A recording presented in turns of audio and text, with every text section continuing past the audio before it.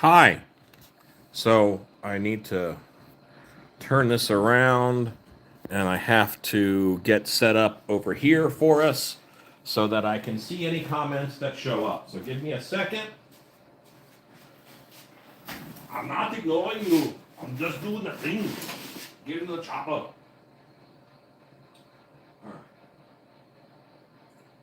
Live.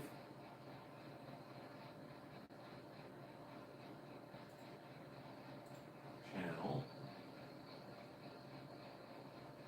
Sleeping Panthor finish. That's it. Here it is.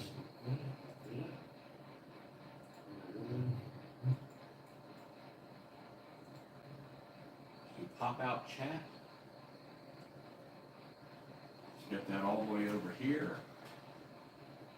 And if no one watches, then there's no need for pop out chat. But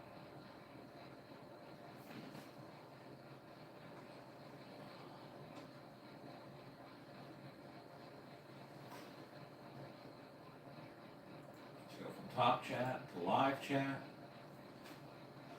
There we go. All right.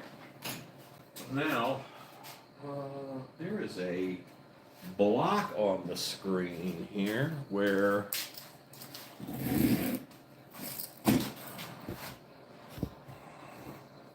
there we go.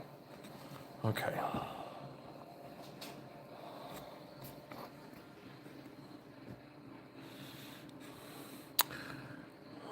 I am back. I had to my phone died is what happened. So now I've got it hooked up on a charger, so that won't happen again. But that gave me a chance to eat some dinner. My station has been cleaned off. And I'm about to go to town roughing this guy out.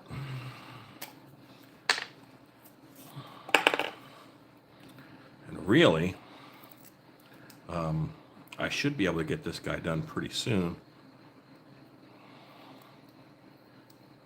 As far as the sculpting goes. And then it's ready to paint as soon as I'm ready.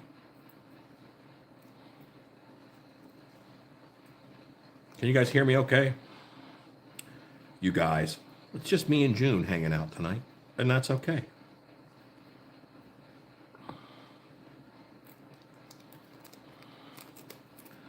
Still hanging out and making monsters. Just smaller monsters. I'm going to do half of this chunk at once. This is like $3.50 worth of material here. Bam.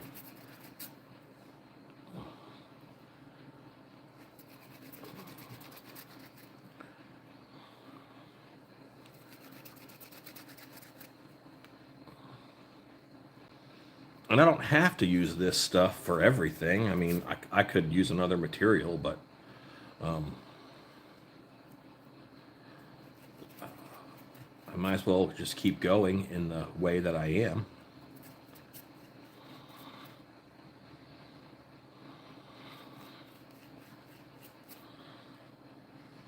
I don't want to take any longer than I need to. If I'm sculpting like a head for an action figure, I want something with like an hour sculpting time because I've got to really move it around, you know.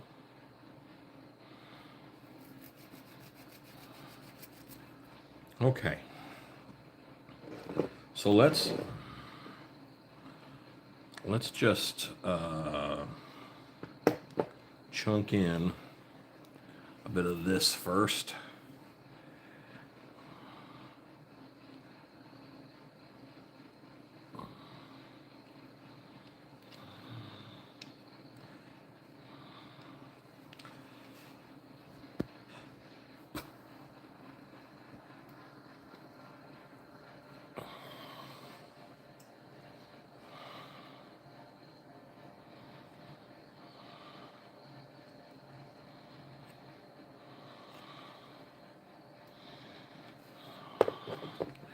Okay, now that leg is complete back there. That was that easy.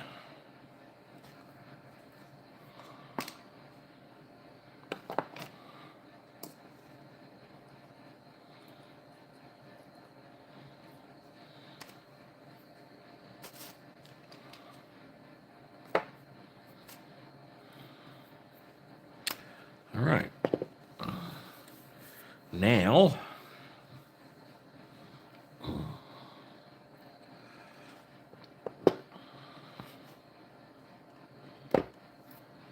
I'm going to work on one area at a time so that I can have this area drying, and then I'll move to another area.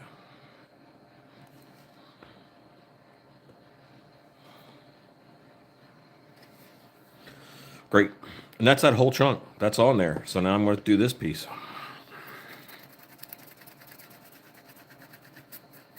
This will be a lot of filler.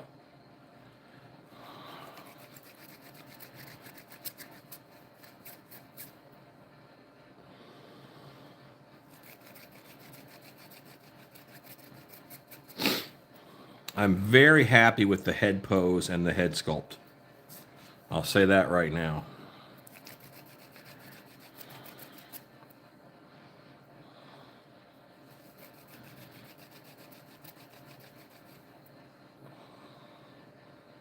When this back end that I'm working on is curing, I'll go ahead and start filling in a little bit of that head with hot glue, so I just don't have as much material that I have to work with.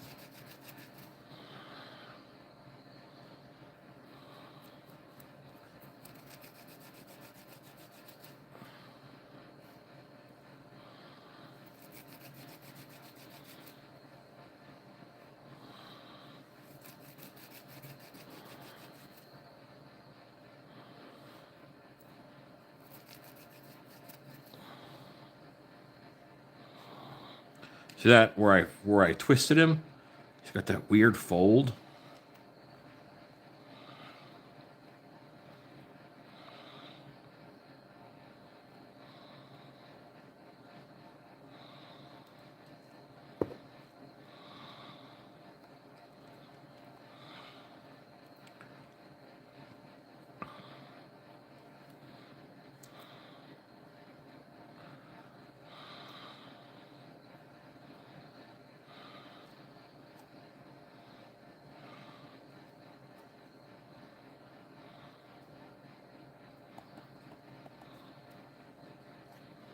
And again, this is his backside. I'm not as worried about that.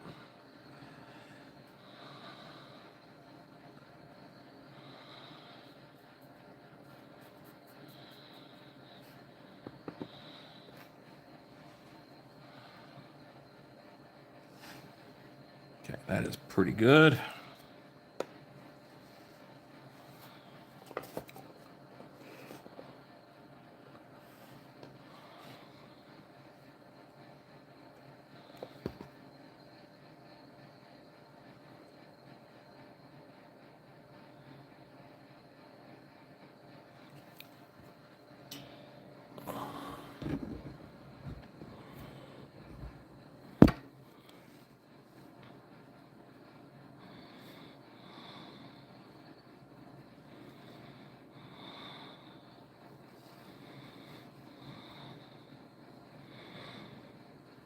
I don't know, I've got a lot more to mix up to go over top of this, but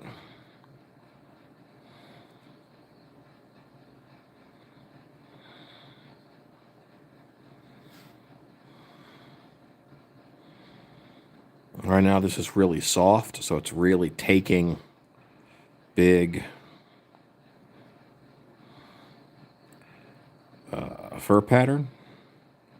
Like my sculpt is just going crazy on this. That's okay. It's very harsh right now, but I'll be able to calm this down.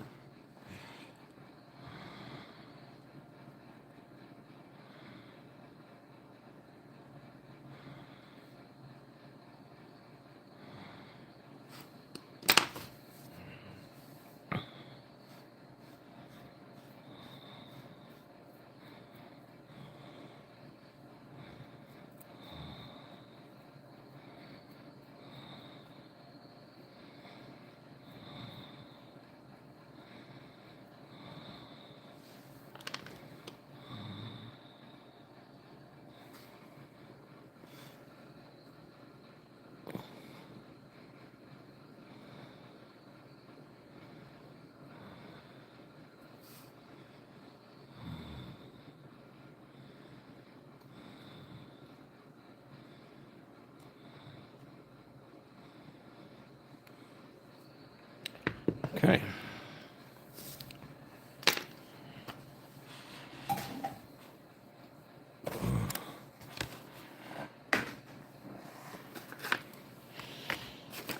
I might be in trouble. I thought I was going to have enough of this, but as fast as I went through that, I know I'm going to need more.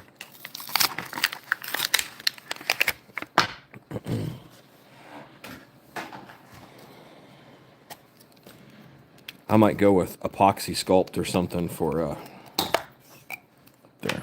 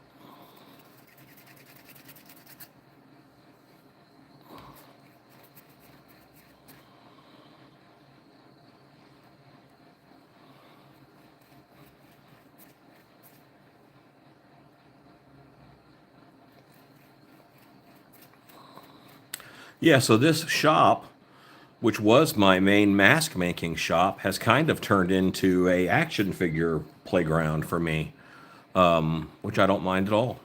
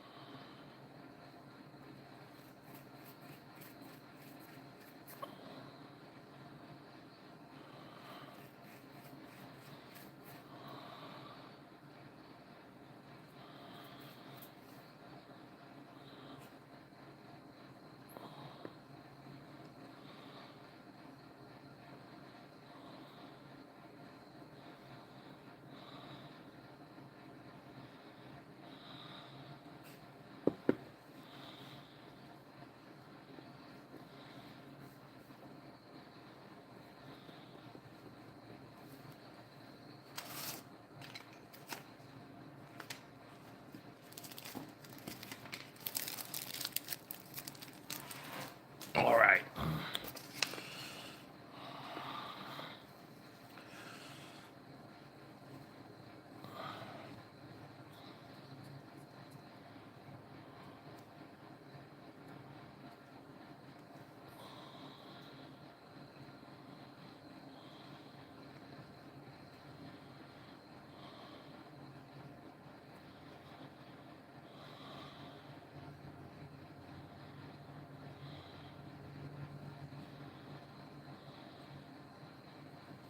I'm just shaping. Need enough of that hip on there to not look weird.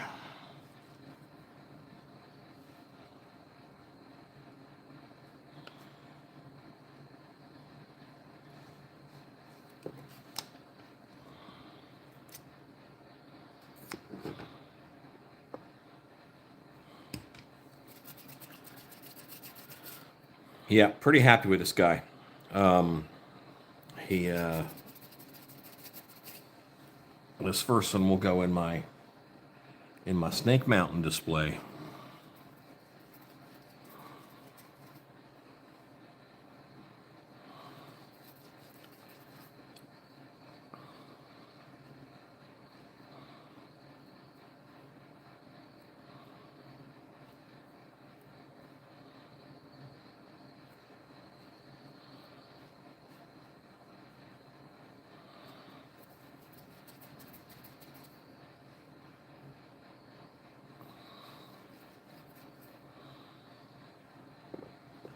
This shape, I just want to kind of round out that hip top a little.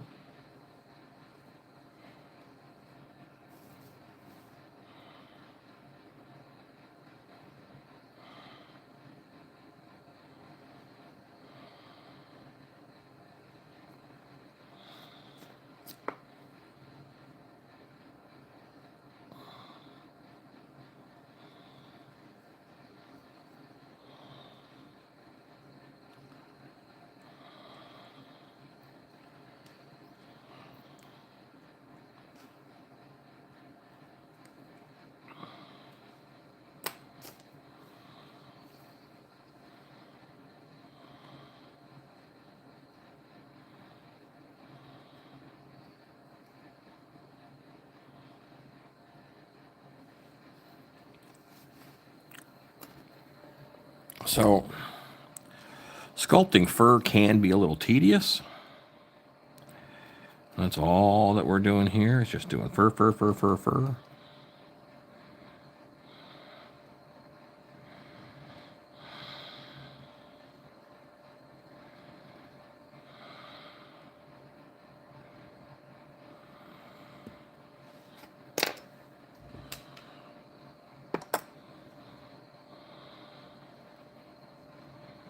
This is the tool I normally sculpt fur with. You get kind of a 2 action from it. You get that divot in between.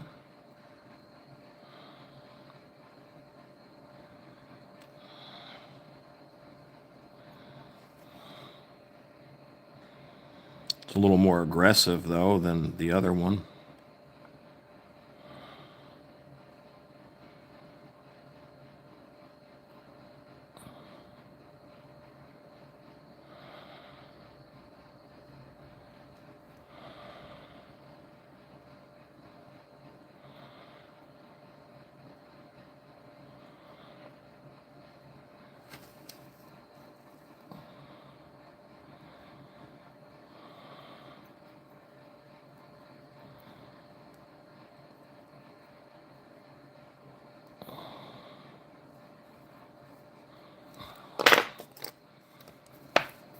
Remember, use that brush, just calm things down.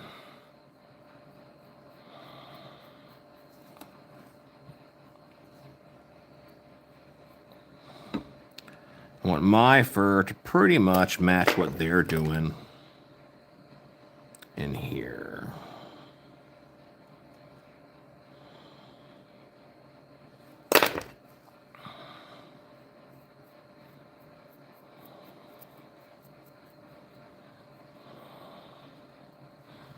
Okay. We'll call that back side done, aside from filling in. And I'm going to not do any clay for a minute. I'm going to start filling up with this hot glue.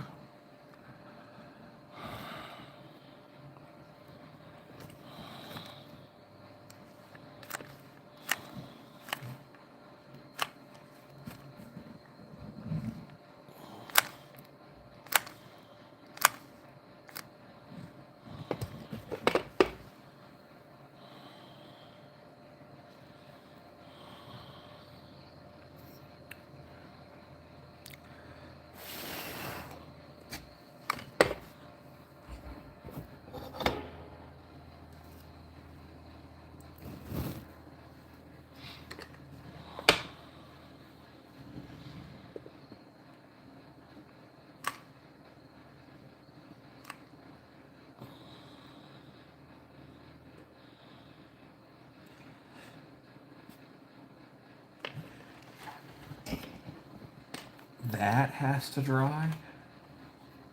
But I want to grind this down a little bit so I can get a smoother transition from one to the other.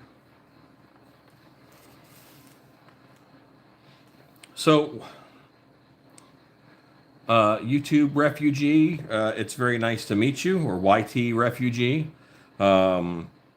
This is, I wanted to make a sleeping Panthor for Skeletor's throne room. And my real job, I guess, is I'm a special effects artist. So this is Sleeping Panthor. And I used the steel stick epoxy, the 5-minute stuff, for big bulking out like I'm doing now. If I need a lot of detail work, though, then I'm going to go to something like the water weld, which takes about 20 minutes to set up. So you can use different things to give you different time. Epoxy sculpt gives you an hour. So you don't need anything fancy. I do most of my stuff with the 5-minute. It also makes you faster.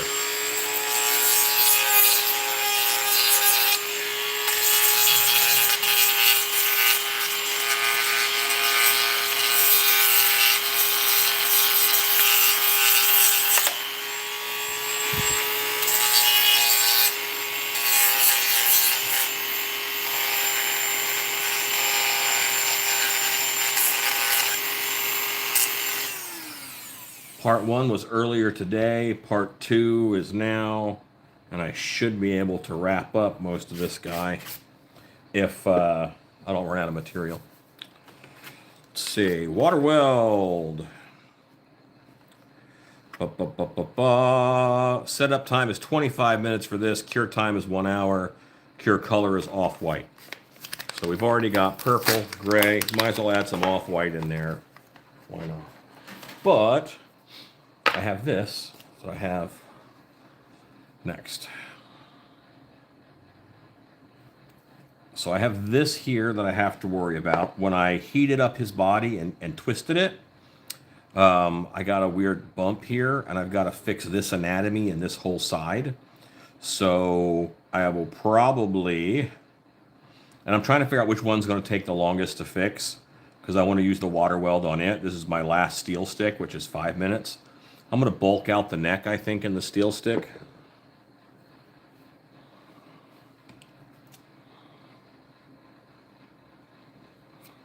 But any questions you have about my action figure-y stuff, feel free to ask.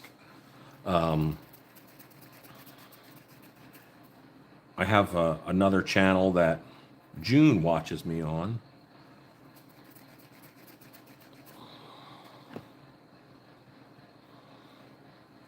But yeah, thank you very much for joining, and thanks for commenting. I see and answer comments. The 5-minute epoxy, you know, the more stripes you get in it, the more closer it gets to one color. So I will worm it out and then fold it on itself a few times.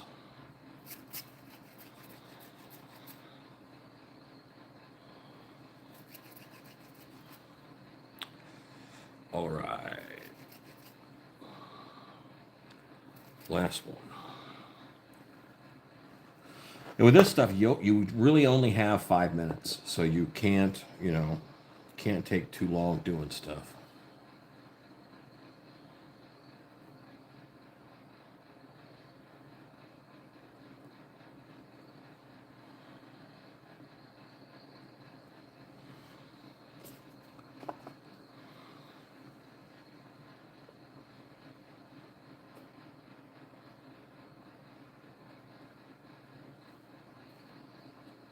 I also don't need to fill in this whole cavity. I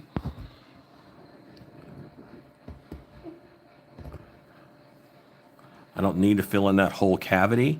I can just, you know, kind of skirt around it, and that'll be fine.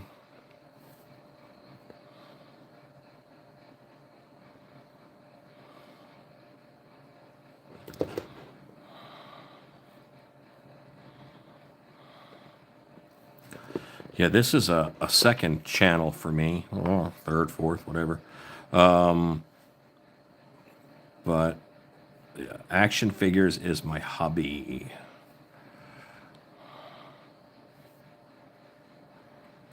And by action figures, I mean Motu.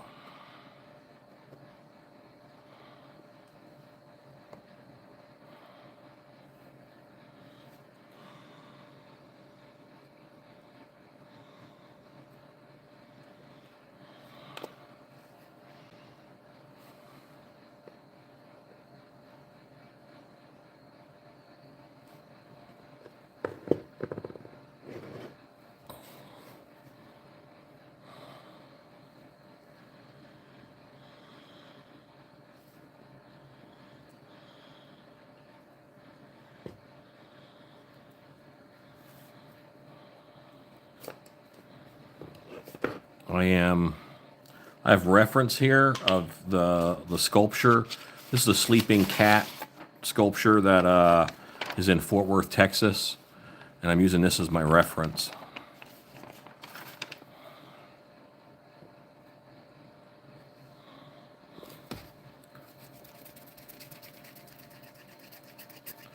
This is the last bit of my steel stick epoxy. I'm going to water weld after this. I might have one more stick of steel stick if you guys give me some rummage time to find it.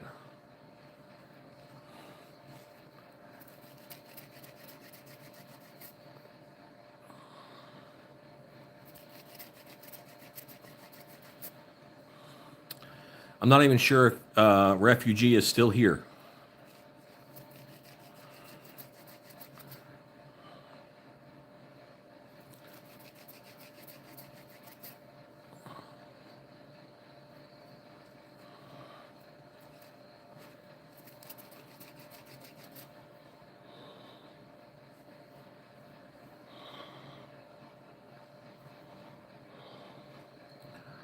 There's kind of like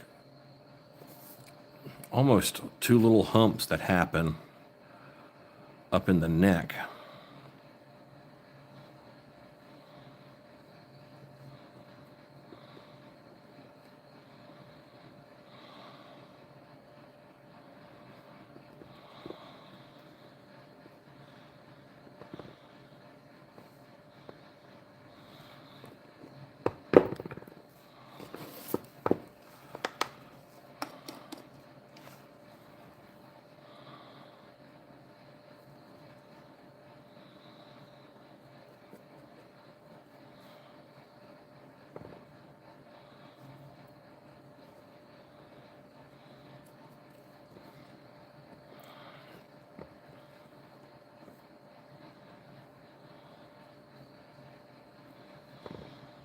Are these shoulder blades? I guess they're shoulder blades that pop up there.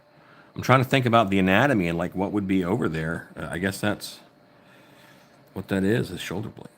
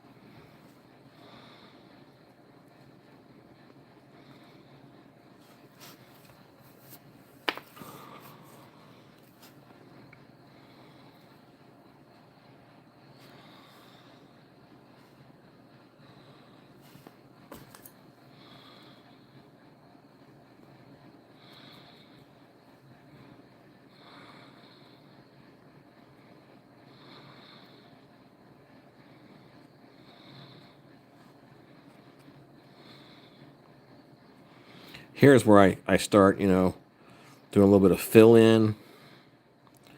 I will probably mold this after it's done in order to make a one-piece sculpture that I can make copies of. Because who would not want a sleeping Panthor?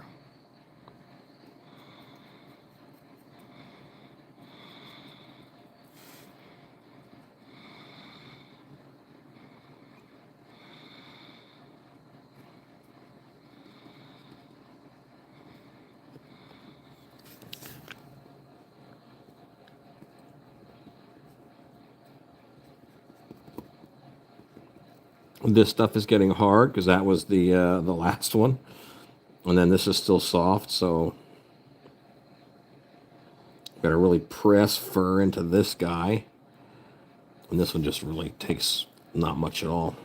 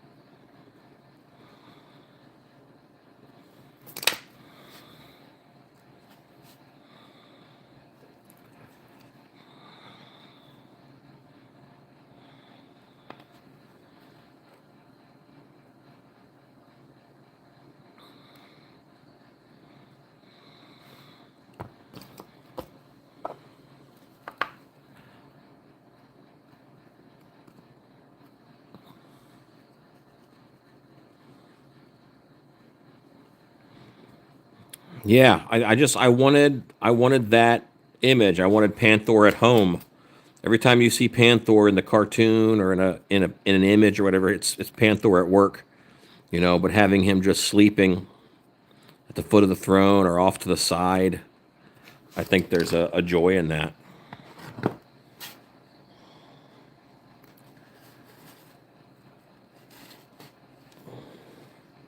And this is starting to heat up and die on me.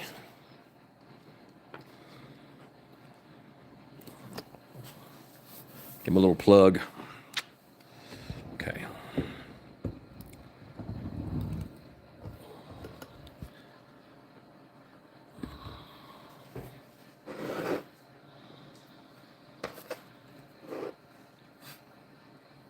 When this stuff goes, man, it goes.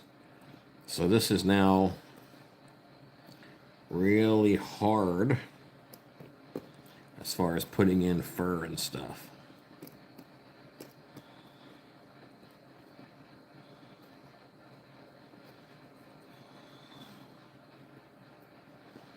That's all right.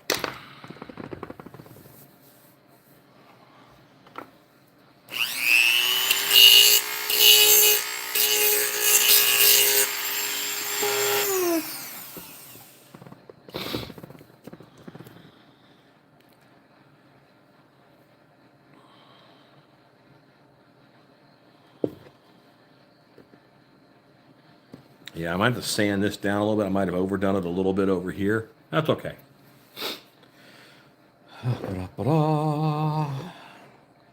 What I really need to work on now is this weird fold in the body. I'm going to start by grinding that sharp bit off.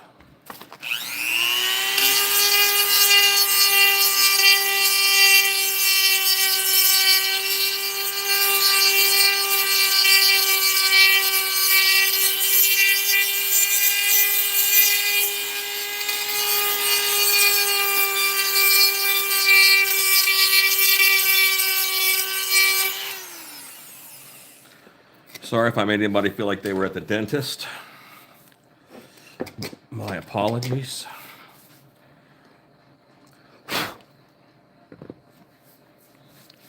All right, water weld.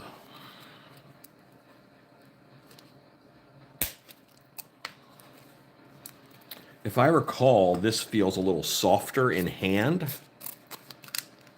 and is not as firm right away.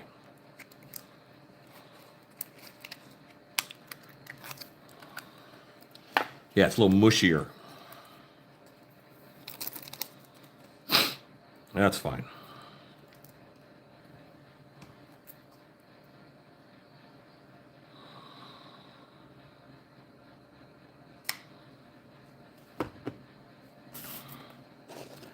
It's important to have your reference kind of where you can see it. I've got 2 pages here.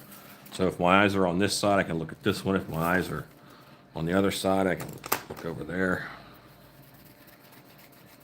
This gives me more time. This gives me about 4 times more time. Should be fast.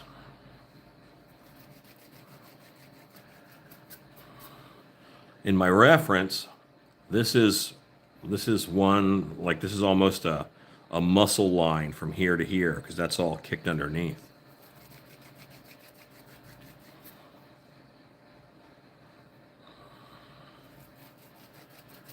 Yeah, I started with the Origins Panthor because I wanted to nail the size. And I wanted to nail the pose, and that's where I found that this sleeping panther that I'm using from a statue in Fort Worth.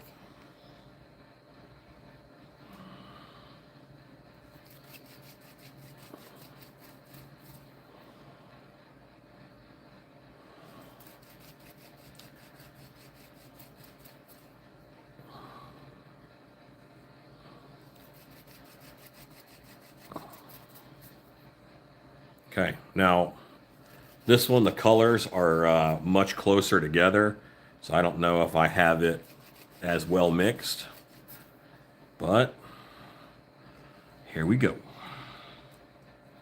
This is stickier too.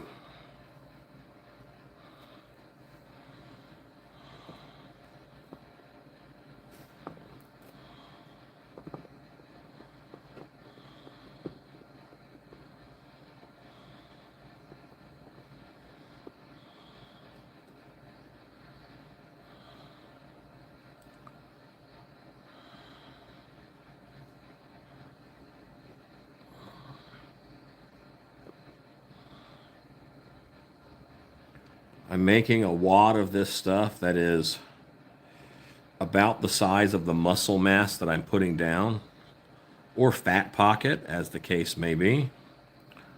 Little primordial pouch happening. And then it's a matter of smoothing it out. Then you get it smoothed out, and then it's texture.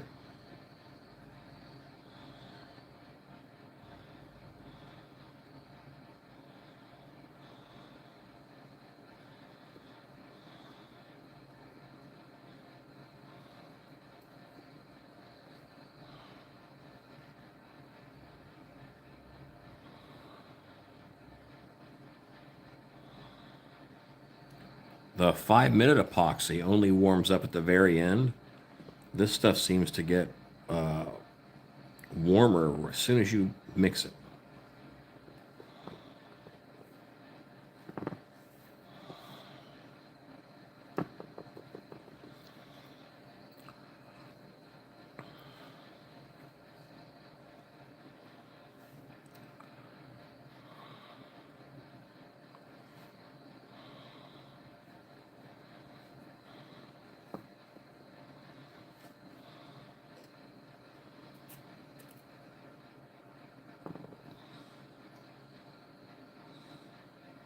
So I want to get all this on and smoothed out. And then I'll start doing textures.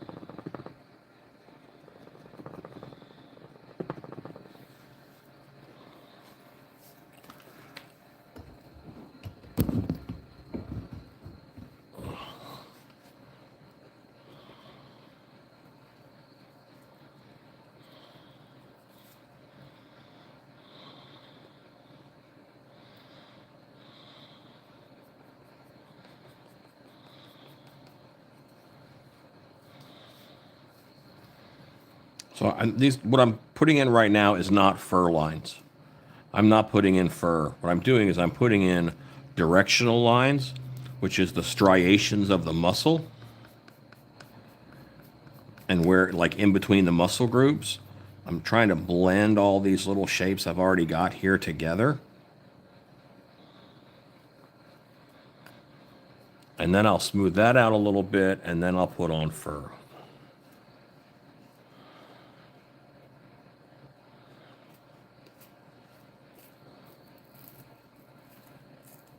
I'm softening everything.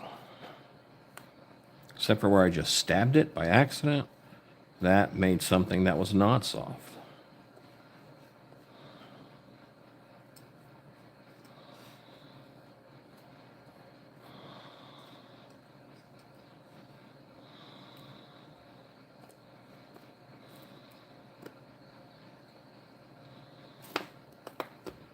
Okay, now I should have a brush.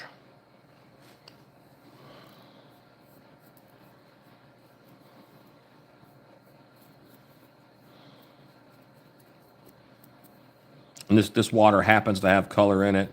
It's my paint water from yesterday, so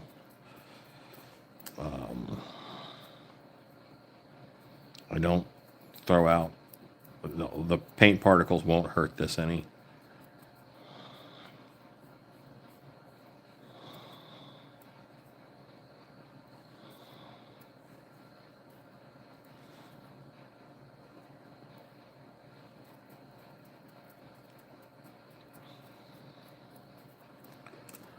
Now I'll put in a little bit of fur.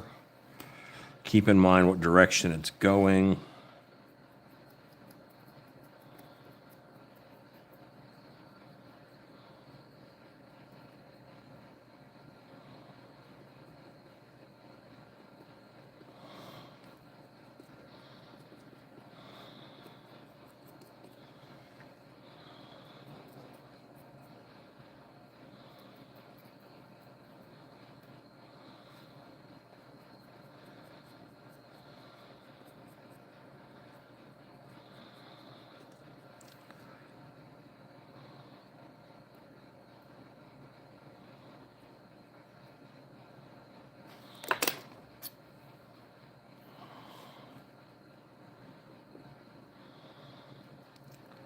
And I may not talk as much as I should. I'm sorry, guys, but there's not a lot of you.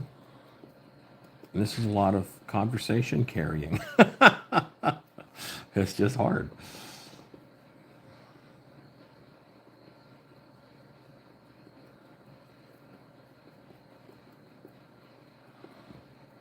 See, and all this fur goes down this arm, but then it goes back on the side in the belly.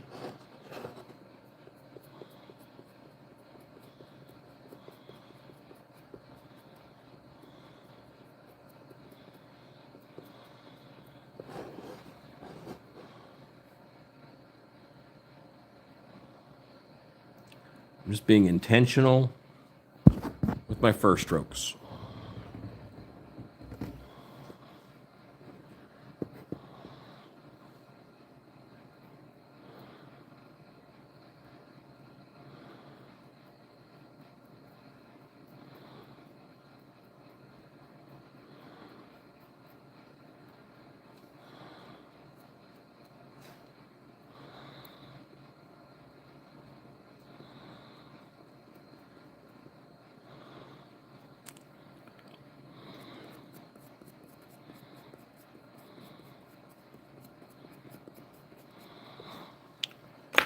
Now I have all that in place.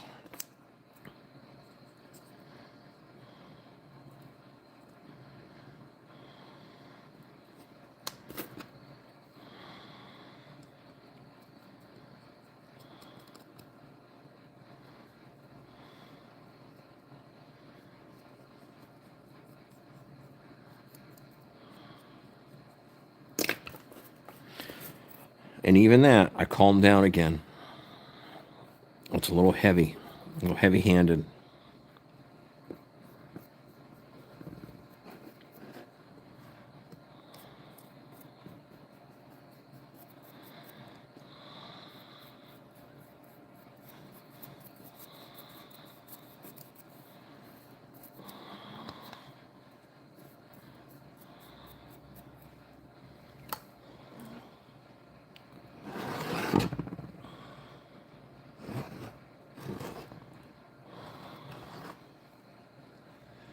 This little bit here, I think it's gotten a little hard.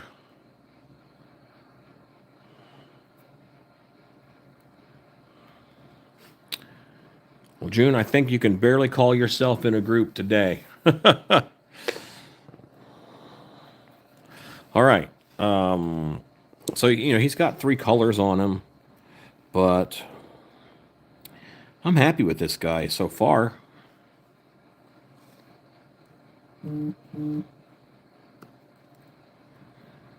See where the paws were cut off and reattached. I want to hide all these joints. All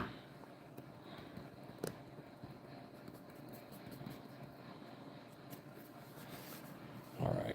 I have to give that a little bit of time to cure up. And while I do, I'm going to clean up this part of my station from that grinding.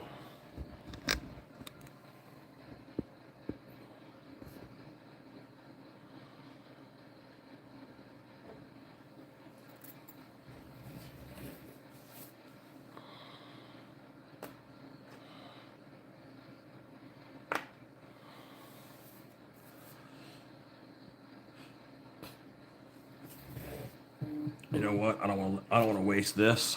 So I'm just going to go ahead, put this in back here. Not really going to shape it very much. Just getting it in.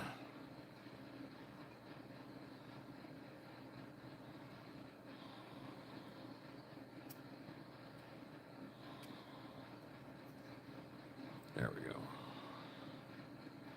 That'll fill in the gap where the tail will be later.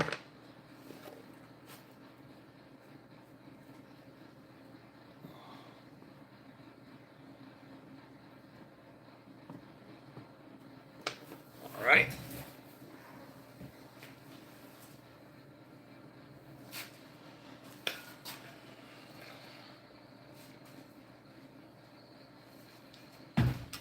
Well, there's a reason, June, why this is a different channel. It's just different material, you know. This is all small. I'm doing small action figure stuff here, and I don't see myself doing anything too big here. And Stilt Beast is bigger projects, home decor for Halloween and stuff. So.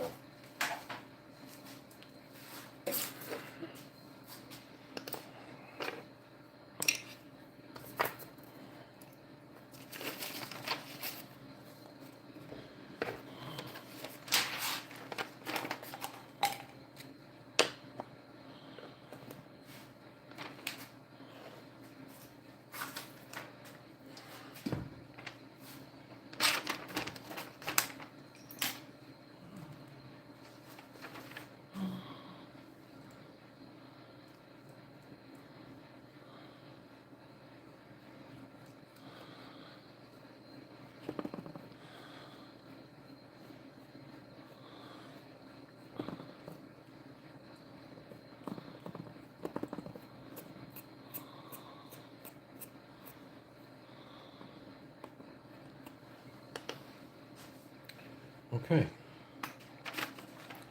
Get me a little Brumo.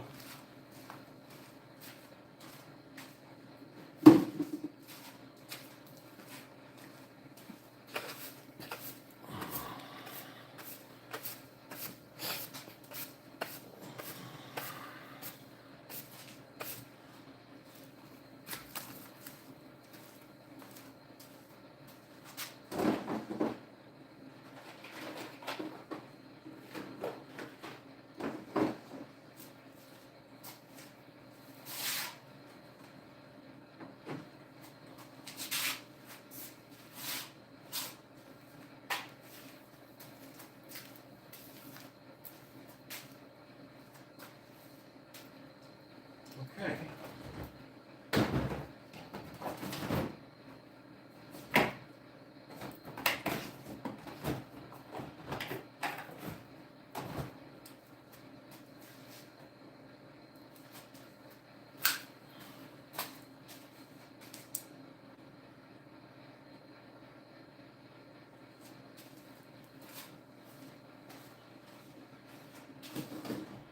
You're not abandoned. I'm just cleaning up.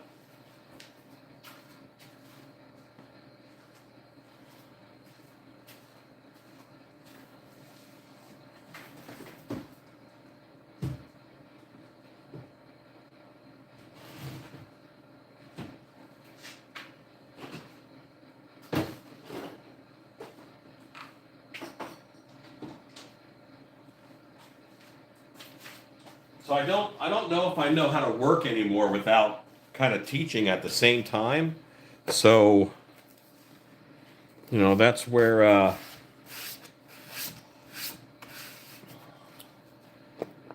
even though I'm doing hobby stuff, I'm still doing a YouTube channel about it.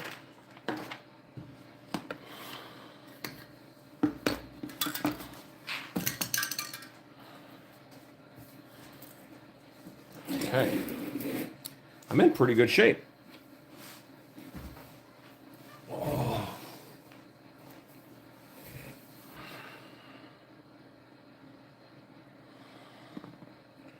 That is still pretty soft. So I don't want to lay it on the water weld right now.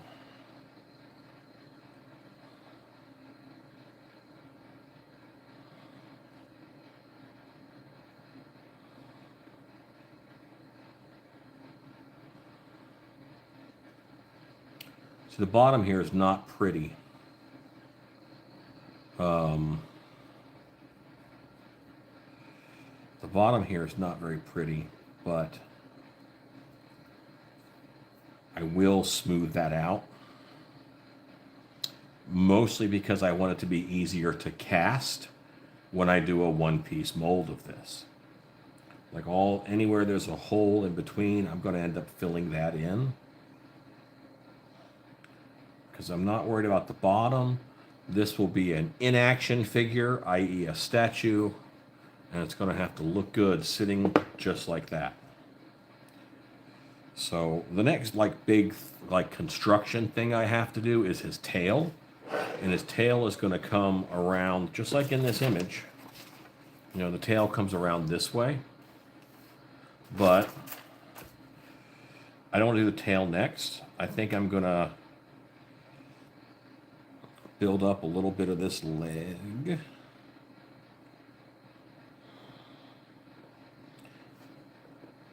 going to build up back here. No, I'll flip it over first. That's what I'll do. I'll do this flipped over. And I'll start filling in this stuff. Because this will be fine for that. I did find this much more of the 5-minute epoxy. And I'm going to fix his chop. That's a very, high visual area right in the head. I'll fix that with this later. So I'm going to do a separate piece for him to be laying on, and that's going to be the skin of Battle Cat, who is kind of Panthor's arch nemesis. It is a green and yellow, or green and yellow striped cat. He-Man's cat.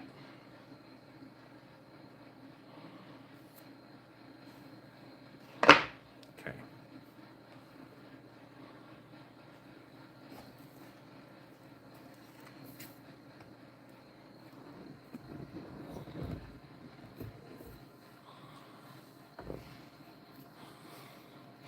But I want that to be separate.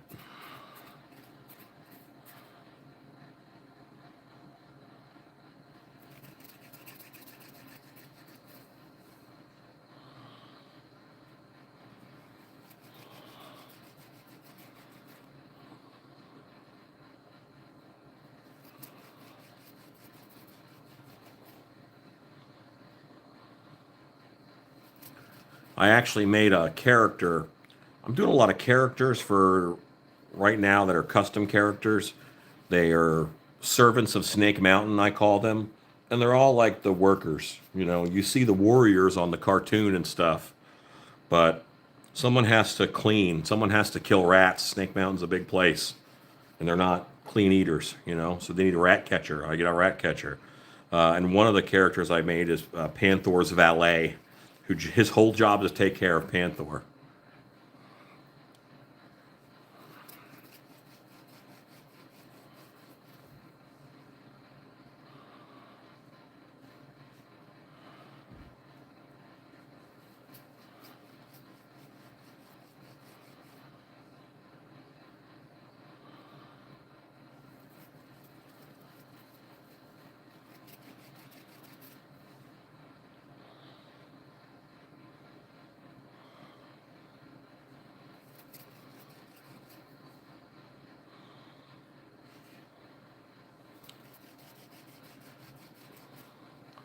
Alexa, count down 10 minutes. 10 minutes, starting now. That 10 minutes is just because this clay is supposed to give me 20 minutes, but it gets steadily thicker or firmer as you go.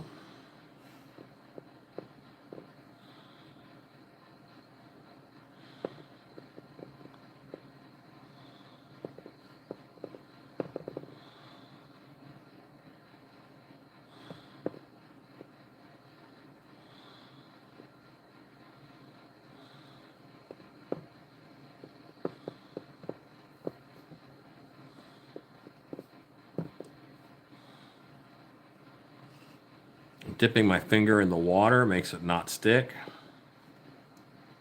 And I can smooth it out and just make this bottom look nice.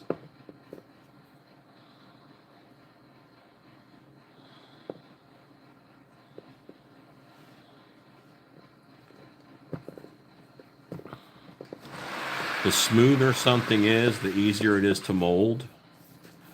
So I will get this guy pretty clean on the bottom.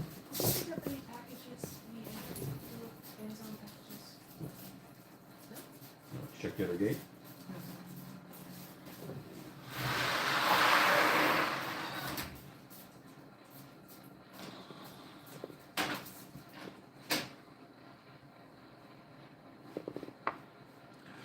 Yeah, I do. I do work fast, I guess. Yeah. I I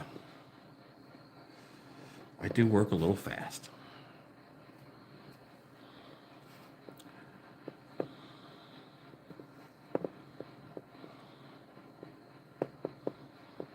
Now, anywhere that I had hot glue showing, I've got to cover that up because hot glue will inhibit the cure of silicone.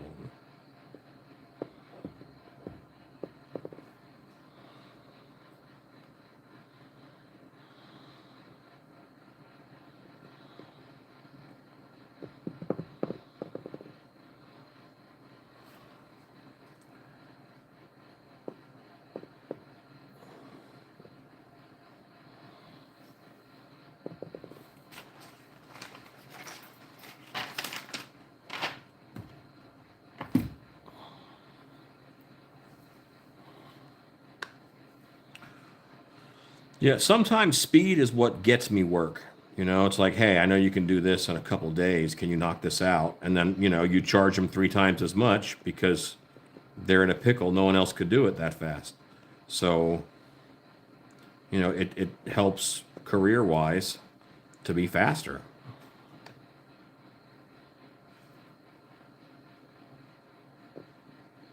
And, you do more work. You just get more done in a shorter amount of time.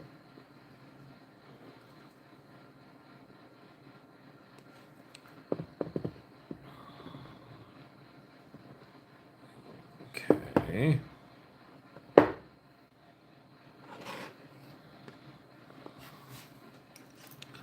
And now I can barely see some of that white clay down here.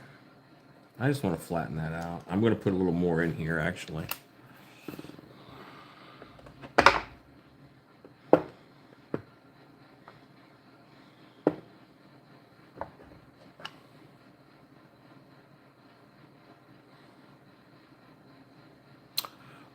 YouTube is YT refugee for YouTube refugee, but so I'll just call you refugee for now. So refugee, most of them are on Instagram. Most of them are on Instagram, in all honesty. So like as photos. I will eventually start doing figures on the channel, just like this, live video style. And then I'll turn it, like I'll take this video and I'll turn it into a, 10 or 15 minute montage of making this. But I will do figure customization here, but that's more for characters you're going to know. Because I have this, like, I'm having fun, so I'm going to do Skeletor's Council, and that's going to have like a Megatron on it. It's going to have Monstar. It's going to have Mum-Ra. All the heavy hitters from the other 80s and 90s cartoons. But I'll probably get to a point at some point where I have time here, and I'll actually pull a couple figures over so that you can see them.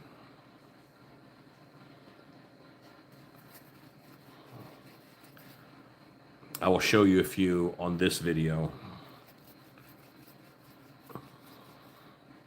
is what I'm trying to say.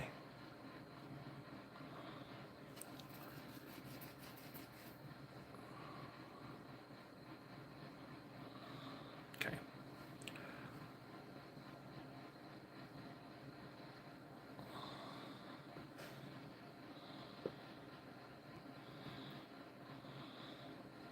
That was just a little crack and it opened up from the stress of me moving it.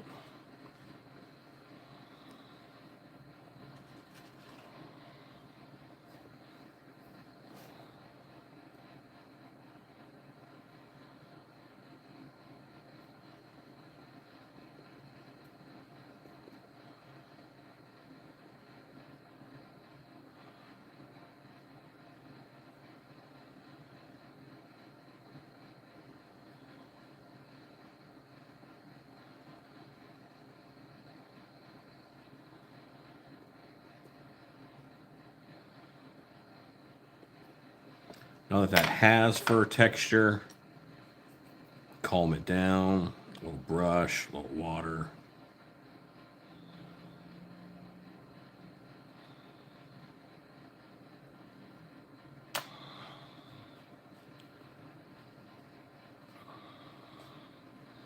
Yeah, I've made about 30 of those Snake Mountain workers. I'll probably have about 35 or 40. So this channel, I have an end goal, which is, I guess, kind of weird. My end goal is to build a train set, and like, but it's all scaled for Motu figures.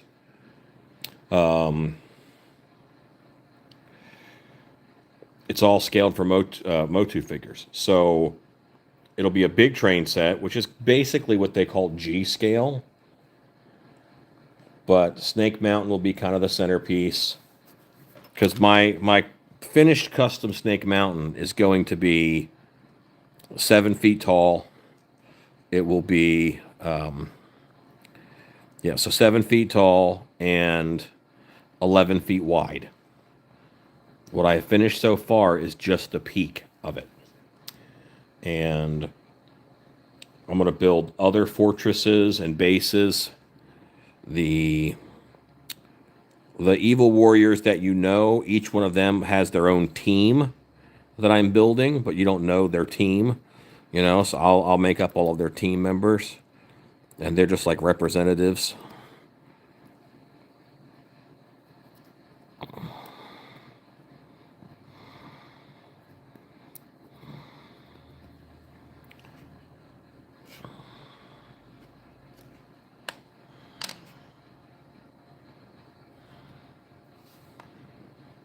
I might do a video too for YouTube showing all of the figures I've done so far. I did one character that was he fixes hoverbots. In the cartoon, Skeletor has hoverbots that always fight He-Man, and He-Man has to blow them up because they didn't want He-Man to punch a living thing. Because of the comics code or whatever it was.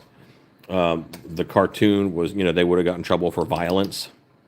So they made robots for Skeletor. And, but he busts up so many, I figured there's got to be a guy who fixes them. So I made a dwarf who fixes them. I'm not going to start a museum. My actual intent is I own Dark Hour Haunted House.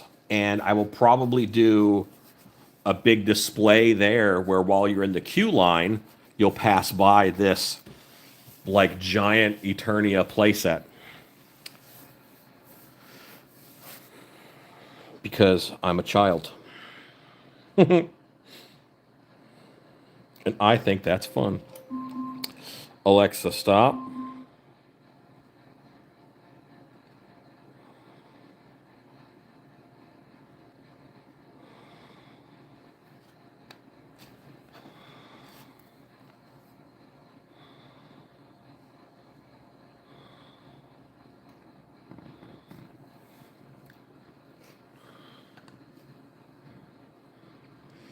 But it's something for me to do that's fun, and it's something that I can turn into a display down the road. Also, I'm like a 2-hour drive from Oklahoma City. And in Oklahoma City, they have an action figure museum, and I could also, set up a display there if I wanted to. That kind of stuff. Okay, yeah, I can tell that some time has gone by because this stuff is getting thicker.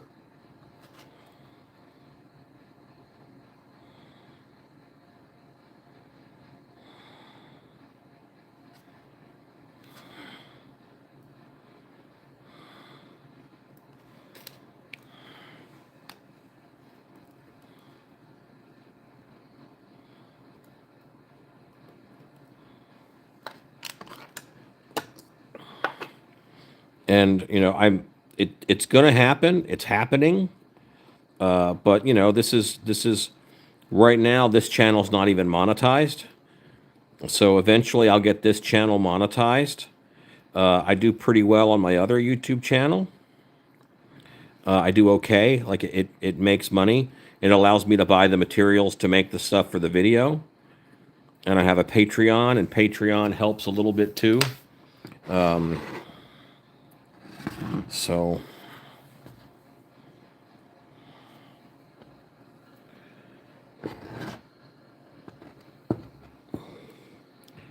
you know, it's all about time and money, and I can spend time if it makes money. But I also have a haunted house that I have to take care of.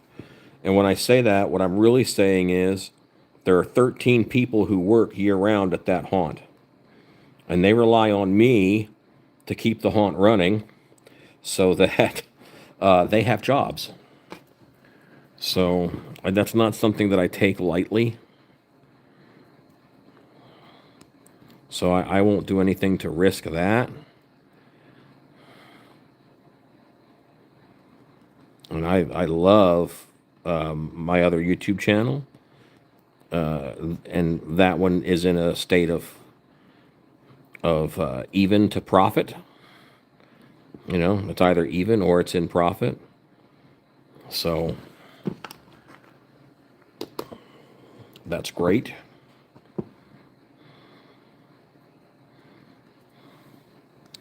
Good. I used all that I mixed up. I guess I have smaller things to do right now because it does feel like I'm having a hard time using all I mix up.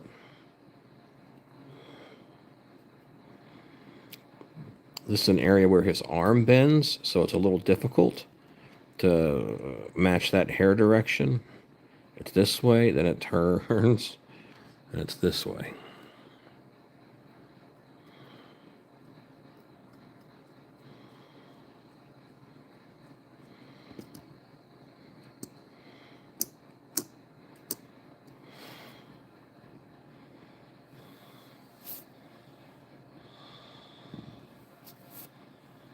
Okay. That's that bottom.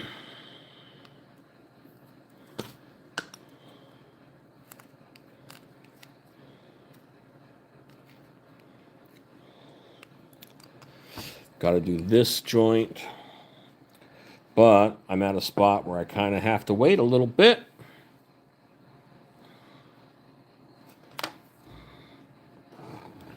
This is the last of that.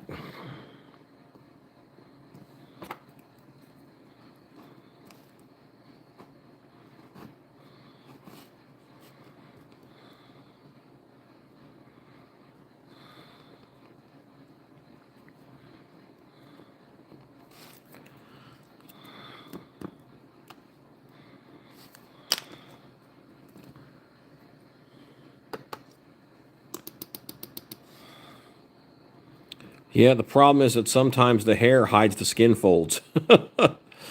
That's what I'm finding on the reference. Although a lot of this reference, the statue doesn't have like hair on it, but I have to match what's happening with the rest of the sculpture. But that's pretty good, you know. I'm happy with that.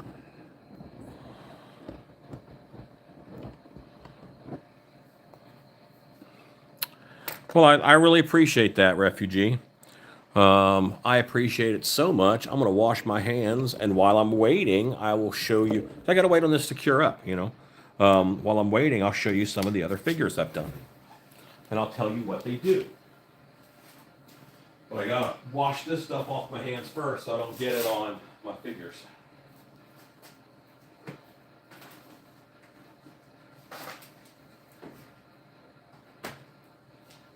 Okay.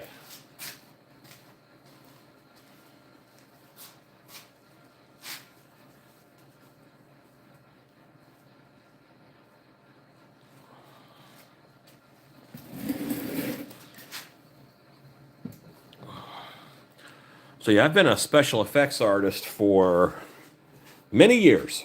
And I I just enjoy doing this kind of stuff.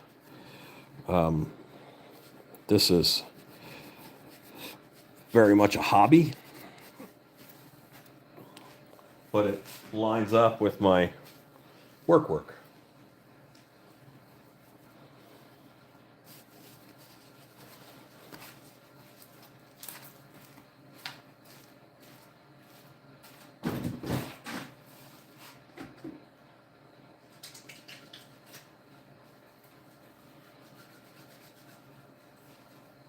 Okay, washing my hands, just so you know what I'm doing.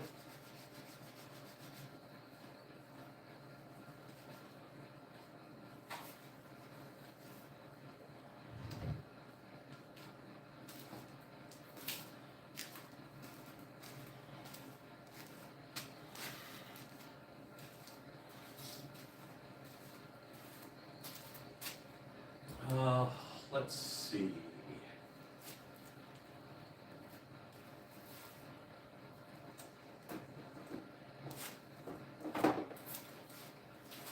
All right, I have these guys kind of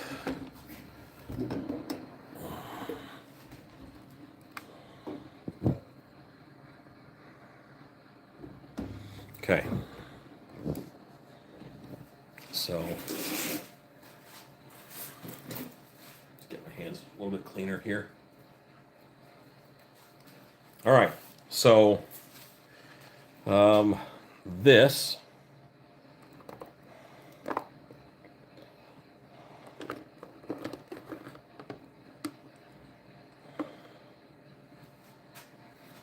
hang on a second.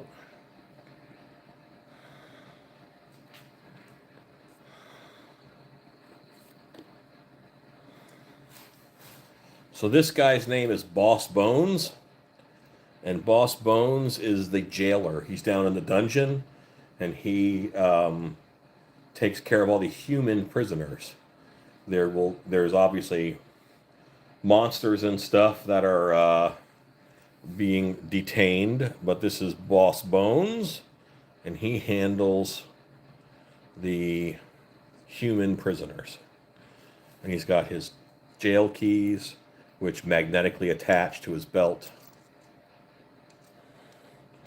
So, Boss Bones.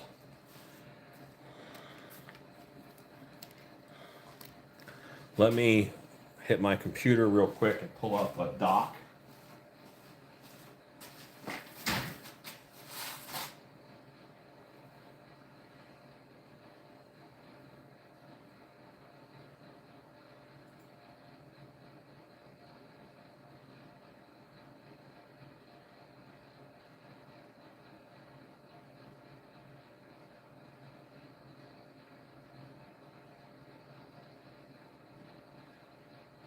Okay.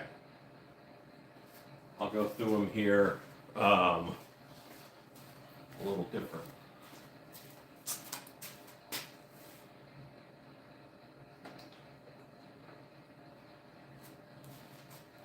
So there are those that work in Snake Mountain, and there are those that work outside of Snake Mountain, like agents who go out and do stuff for Skeletor. So this is Obsidian Simeon, and he is Skeletor's archaeologist. When Skeletor learns of like an artifact or an ancient tome, he sends Obsidian Simeon out in order to go and retrieve it. So he's kind of like Skeletor's version of Indiana Jones. So he has, you know, this sweet backpack of everything that he needs. And he goes out on archaeological missions for Skeletor. So let me set him down. So this is Hammer Strike or Hammer Hand, one of those. And you can see he's in an apron. He has a hammer for a hand. He has a carpenter's pencil behind his ear. And this is Skeletor's construction foreman. All the time, there needs to be stone carving done on Snake Mountain. to make tables, make chairs. This is Skeletor's construction foreman. He builds for Skeletor. You need, that's a place that big, you need someone to do that. Triclops isn't going to make a chair. He's got other stuff to do. So let me grab, this is Cackle. So this is Cackle. This is an old Toy Biz Saber-tooth body that I modified. And Cackle is a goblin, but Cackle is Skeletor's jester. An accident happened, which meant that Cackle heals any injury. That might make him a great fighter, but he's still a coward, and he's still not as strong as the others. So they kind of treat him like a cartoon character, and every now and then when they smash him flat, it makes Skeletor laugh. So this is Cackle, Skeletor's jester. Okay.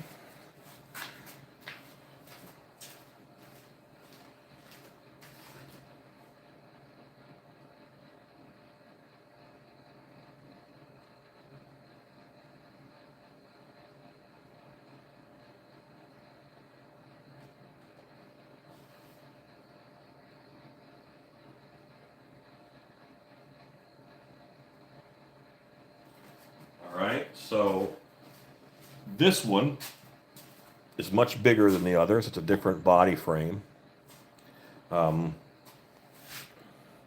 This is Servitor.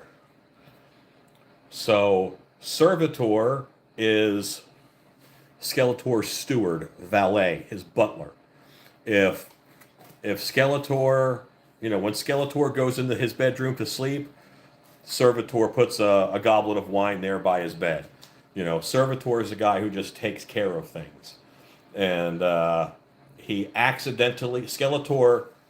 Servitor and another group were fighting, and Skeletor accidentally landed his ship on the other group, and Servitor thinks that Skeletor saved his life, so he is serving a life debt to Skeletor. And all this is written out, and eventually I'll do cards and stuff and all that for him, but I just have too much fun. Let me grab another one. There's a bunch, man. There's a bunch.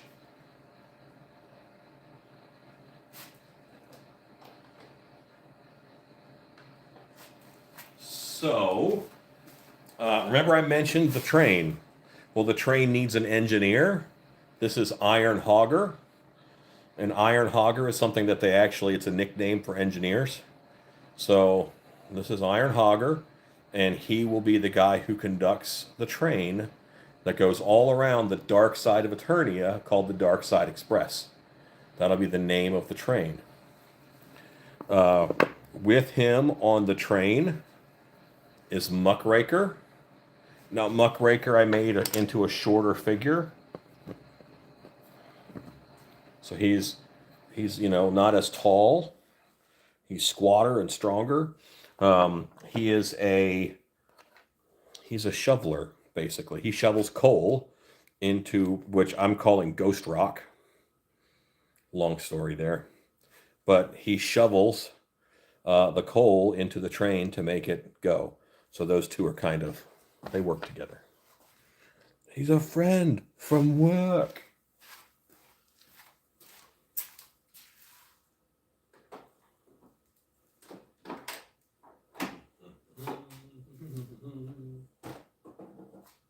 All right, so,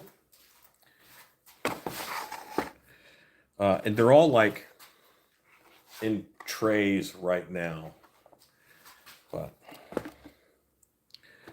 so I was working on the figures and I was watching the cartoon while I was just working and playing around, and it's an episode where Merman he's the lead bad guy for this episode, and he goes to Snake Mountain. And he talks to Evil Lyn, and he's like, "Where's Skeletor?" And Evil Lyn goes, "He's on a space mission." Never mentioned that again, but apparently there's missions in space. So that made me think that they needed Skeletor needed a commander of his Havoc space base, which is a asteroid, which eventually I'll make. It's an asteroid that Skeletor has converted into a star base. So this is Commander Stardaka, who is he's got a pistol. He's got a rocket pack, which is off of Stratos, who has wings, has a rocket pack on his back. Well, that's weird. But anyway, and then I took another one and I made rockets on his boots. And Mosquito's boots worked well for that. And then this helmet just came with the new Whiplash. And I thought that looked good on him. So that's Commander Stardaka. Oh, and when I did Commander Stardaka, I made his ship also.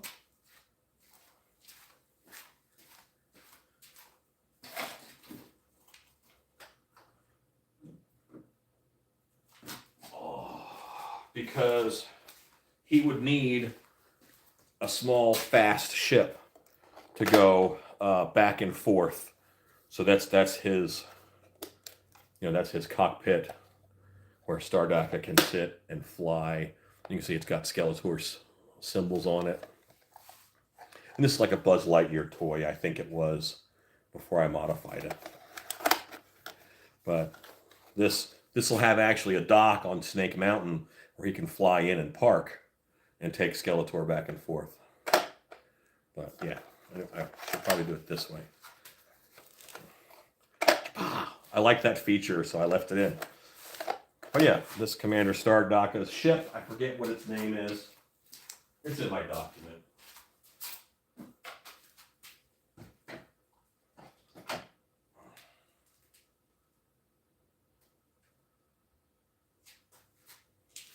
So, Snake Mountain's a place, and you want things to grow in some spots and not grow in other spots. So there's a couple groundskeepers. This is one of the groundskeepers, Hemlock. And I wanted him to kind of feel like the steward from Harry Potter, the guy with the cat. There's a little fuzzy, sorry. So this is Hemlock. And he takes care of the grounds, and that's a little monster plant that he's got with him. He will have a gardener shed on the outside of Snake Mountain.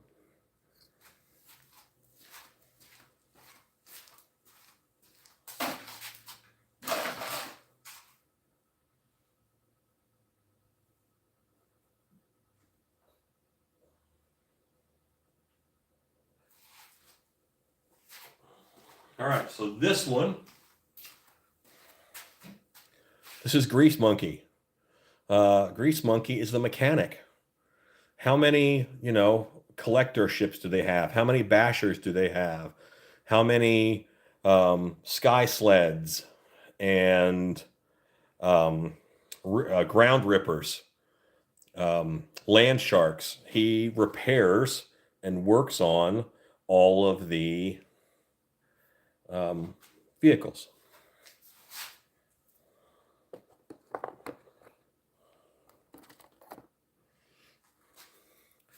So the lore says King Randor is the ruler of the light side and Skeletor is the ruler of the dark side. Skeletor rules half a planet. So there are people who live in the dark side and he taxes them. So this is Sackman, who is his main tax collector. And he's got a club. He is very heavily muscled.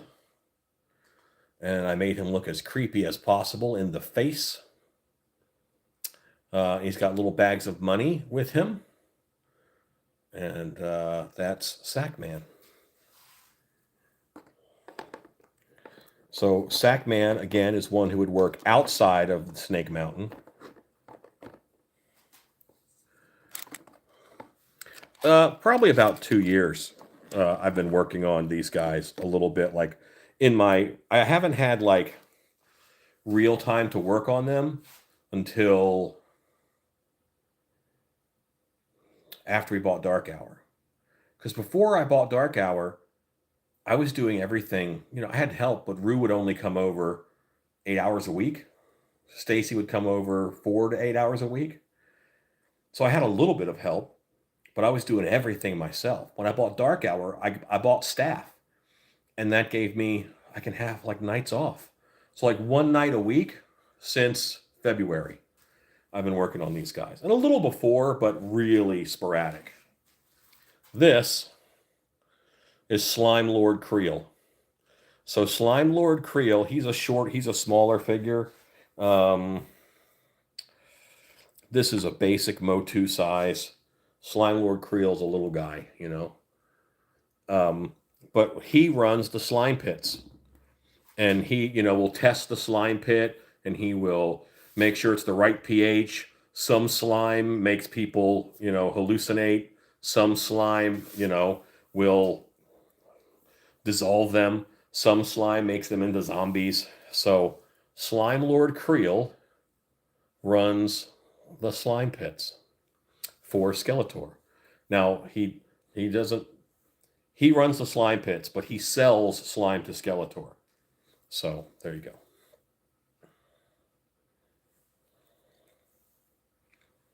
Okay.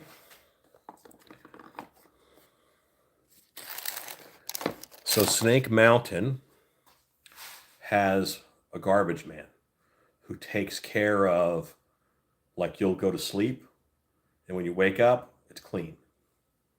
That is the Shroud.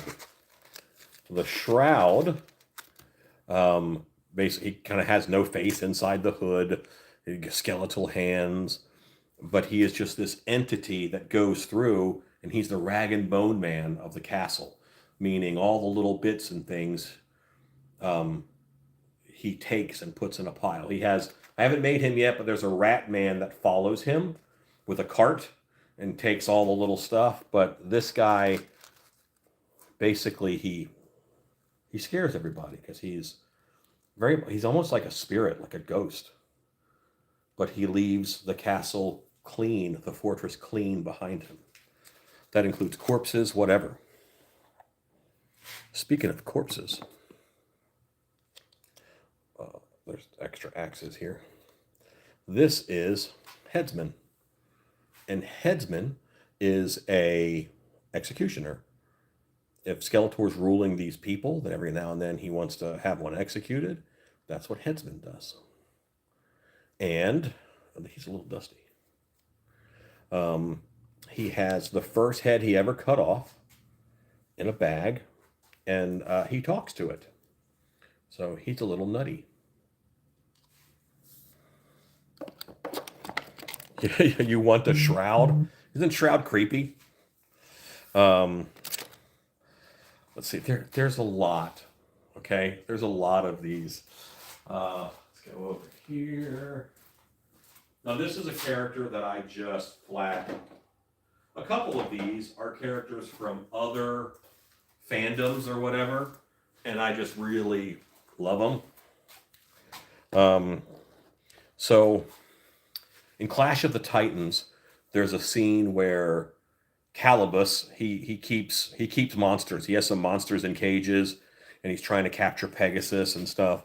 So I figure that Calibus is the monster keeper, just like Boss Bones keeps the dungeon of people.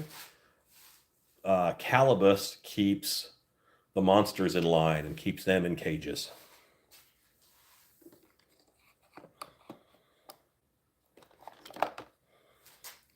This guy, you can see he has a mattock and a little basket of gold. Can you see that? Basket of gold nuggets. This is Skeletor's chief of mining operations. So he is obviously like this Neanderthal monster type person. He has no use for gold or gems that he might find while digging through the Subternia, it's called. So he gives those to Skeletor, and they trade favors. This is Moggy. Moggy Moggy is Panthor's valet. So he takes care, he is Beastman's nephew. So he's Beastman's little nephew. And Beastman got him hooked up with a good job taking care of Panthor. So he has the brush tucked in it. He has some brushes with him. And he has to be fast enough to, if Panthor is annoyed, he has to be able to get out of the way. That is Moggy.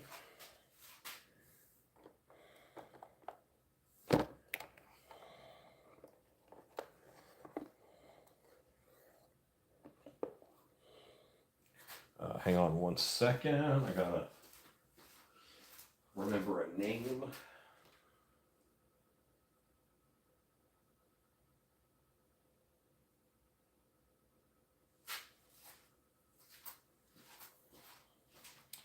This is Skeletor's captain of the guard.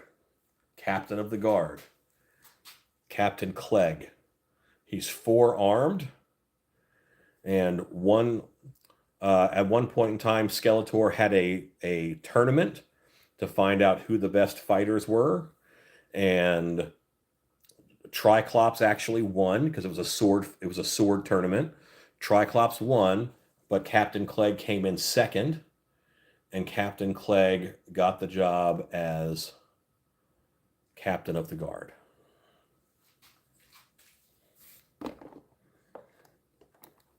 And then,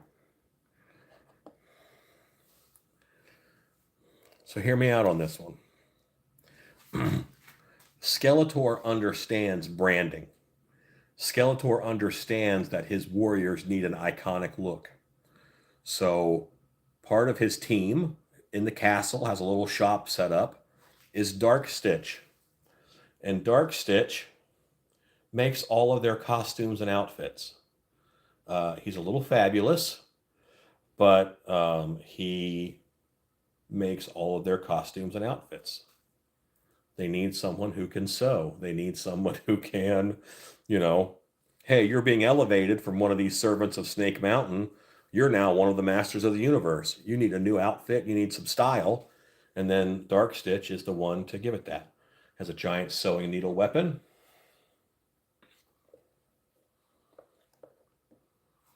I have to find my rat catcher's name real quick. Sorry. There's so many. Like I said, there's like 30.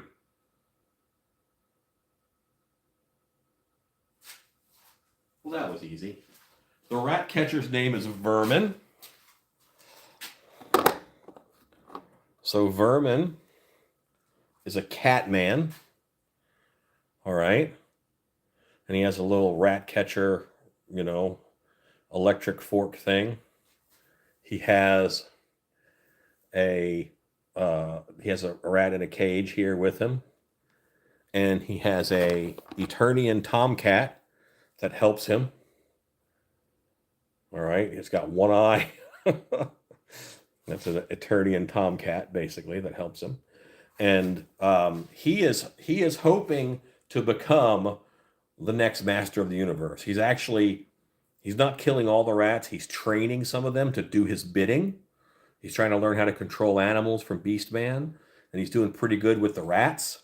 And he's breeding rats that listen to him. So he may move up in the world. He might be next. Vermin, the rat catcher. Did I mention there was a lot of these? Okay. I'm going to grab a couple more here.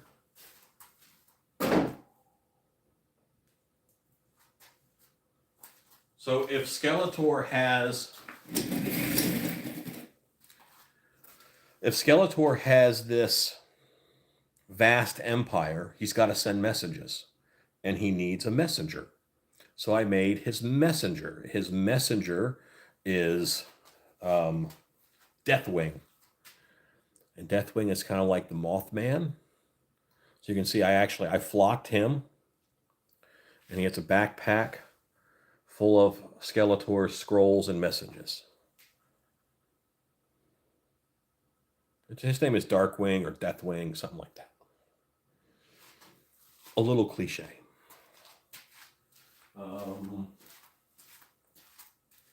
Put him back.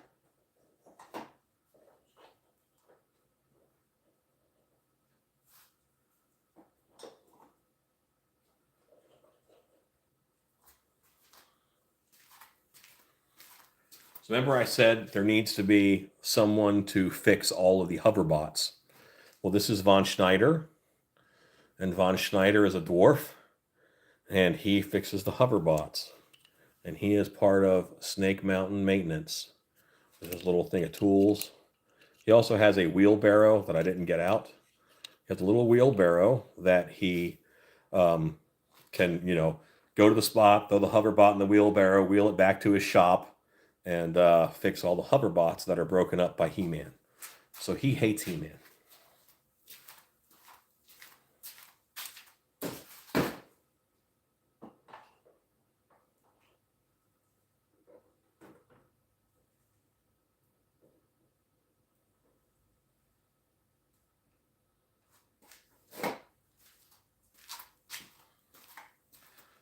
So this is Masta Choppa. Masta Choppa is a boar man character, and he's made off of a 6-inch King Kong figure. And Masta Choppa is the cook. He has an apron that says "Kiss the Cook," and he has a garlic bulb necklace and a little basket of bread because he's working on stuff. He invented a power bar that all of the evil warriors take into battle. Pretty proud about that. Other than that, he puts the rat in rations and does all of the cooking for the Snake Mountain troops and stuff.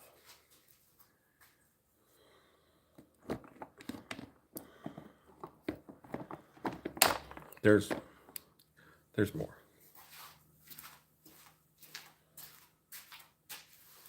How many more? Oh, at least one more tray full.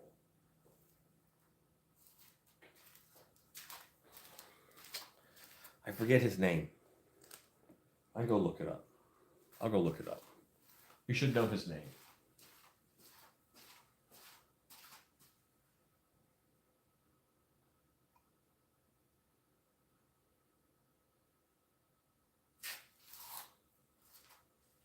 This is Skeletor's driver. His driver. If Skeletor's going, he's not going to walk all the way down to the garage, get a land shark, and take off by himself. Someone's going to drive it around to him, or someone's going to drive him there, or just go pick someone up or whatever. And that is Roadhog. Roadhog is Skeletor's driver.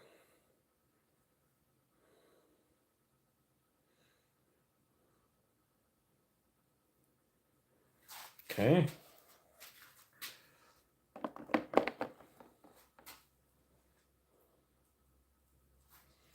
Dr. Diabolicus is Skeletor's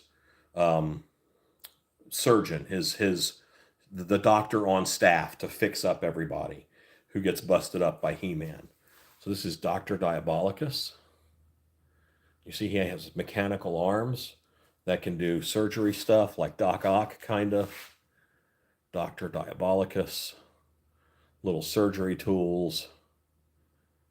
And he takes care, he patches up. He keeps trying to put cybernetic parts on everybody because he likes cybernetic parts. But he's the one. The evil warriors would rather not go to the infirmary because it's not fun to be there. I loved Sectars as a kid. So Skeletor's spy master is Skitter, who looks a lot like Skulk from Sectars. Again, that's a character that I love, and I just included him.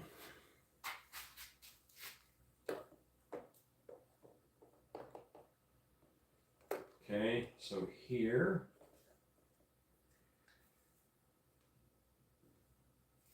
This is Skeletor's librarian.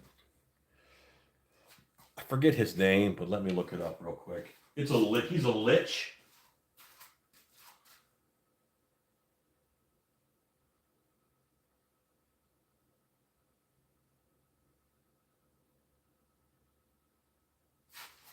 Yeah, okay. This is Father Nicodemus. Father Nicodemus is Skeletor's librarian because Skeletor has all those evil books and tomes, and he's got to keep them, organized. So I have one whole area. There's some secret books that are locked up, so he's got keys. So this is Father Nicodemus, and he is a librarian. Always following him around is the Bibleton, who is a zombie that has been made into a bookshelf. So this zombie is just, part of his spine has been carved away and he has been turned into a walking bookshelf.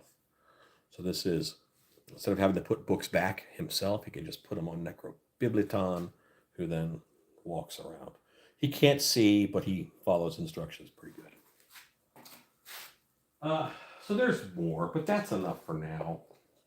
Like, that's a lot, right? But there's more. Maybe on another video, I'll go through some more of them. I want to put these guys away so that I can get back to work on Panthor, who is really close.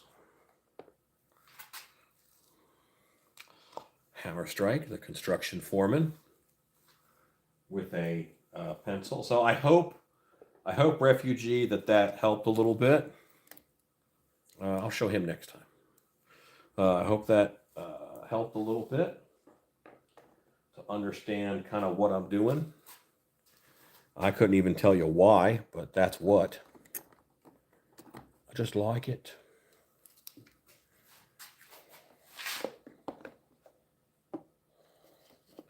And, some of the ones that I did 2 years ago look kind of rough compared to the ones that I've done recently because I've just been getting better.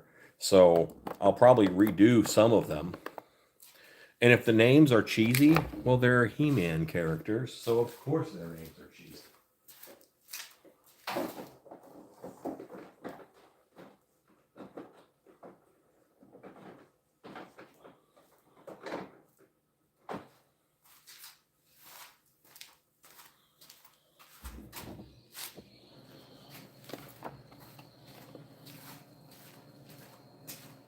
This has probably allowed Panthor to firm up nicely, so that's good.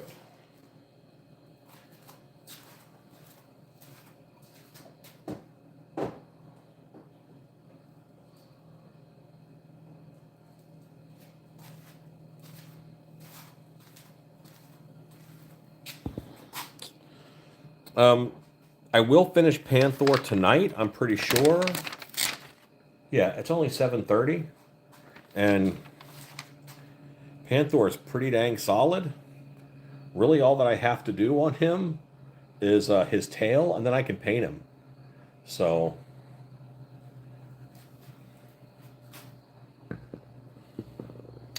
I've always loved the bad guys. I never liked He-Man as much as I liked Skeletor. And I just think that it's worth fleshing that out a little bit. What happens at Snake Mountain? It can't just be those 12 guys hanging out.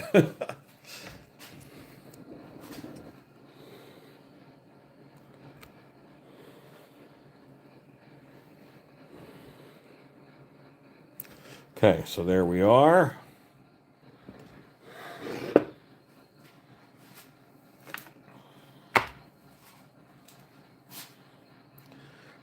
I have very little left to do on him.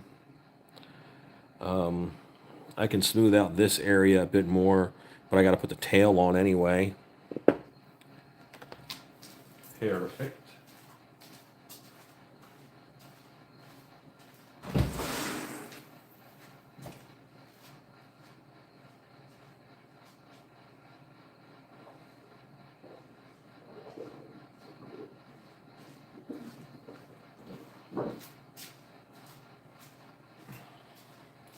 Been wanting to get him off of this wood, so I have a plastic, like, yard sale sign or something.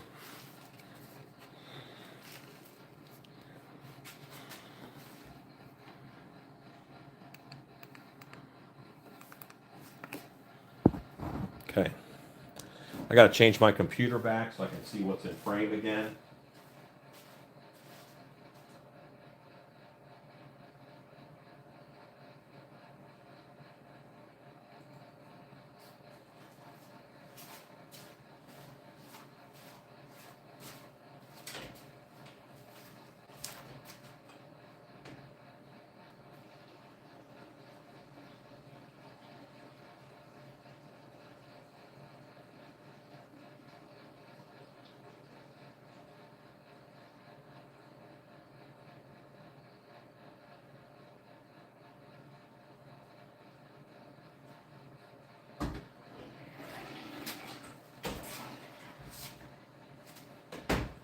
Yeah, 7:30, but it feels like 10 o'clock.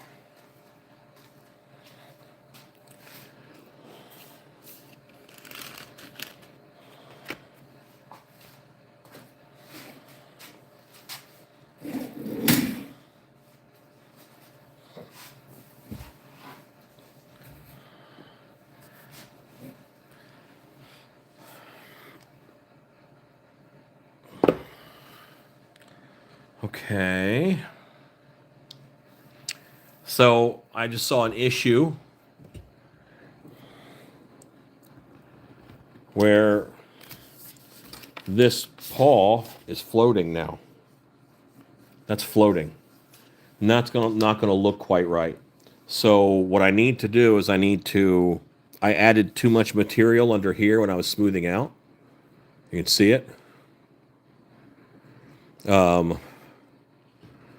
Yes, the Panthor will be in Skeletor's throne room. Absolutely. Kind of a more of a decoration than a fixture, but it's just something that I wanted. So I've got to fix that float, and I'm gonna step real quick. I'll be back in a minute. I'm gonna hit the belt sander and just flatten that out. Now this is like 60 pieces, so let's hope it stays together.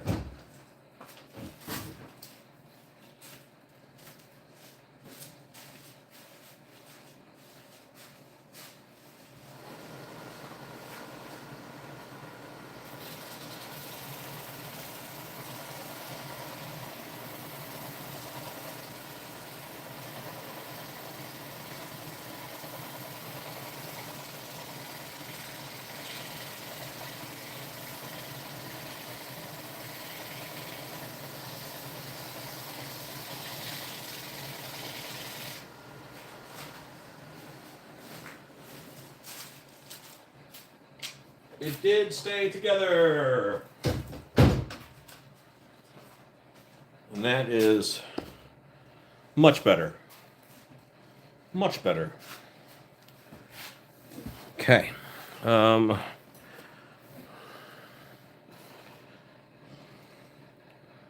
Sleepy Panthor. Sleepy? Yeah, there's a lot of little bits to this, so I thought it might fall apart. Terrifying, as they say.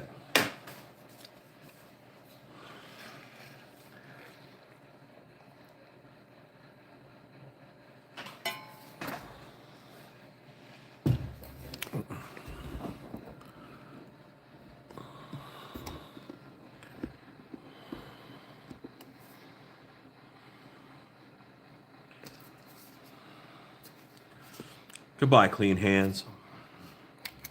Hello, epoxy clay. I guess I'll do this bit first, because it's ready to go.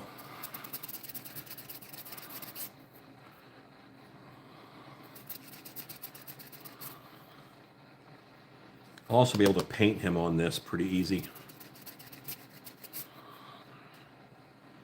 I mean, in all honesty, how hard is painting Panthor? I mean, he's purple all the way.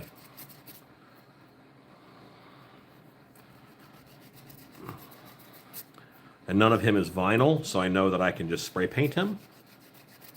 That should be pretty fast.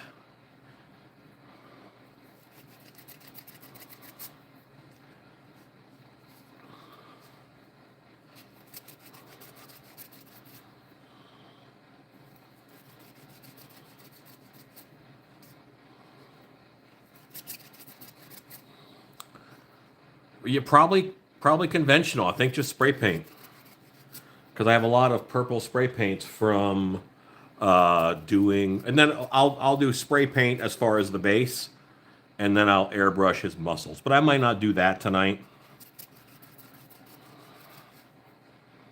because my airbrush area is kind of in shambles.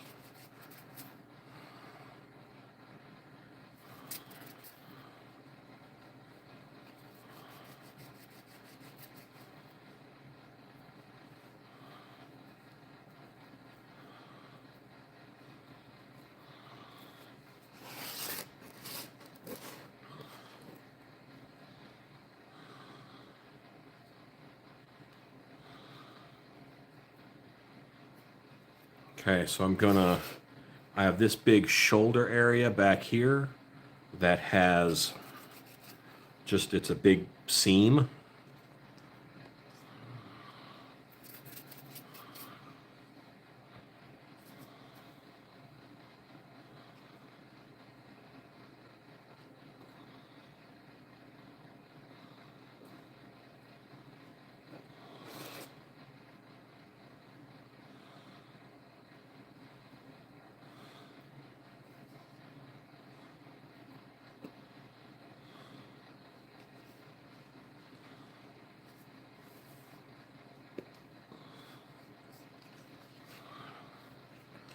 Okay, I'll set that down. Alexa, count down 10 minutes. 10 minutes, starting now. I know that's mixed. It says I have 20 minutes of work time. That's probably a lie.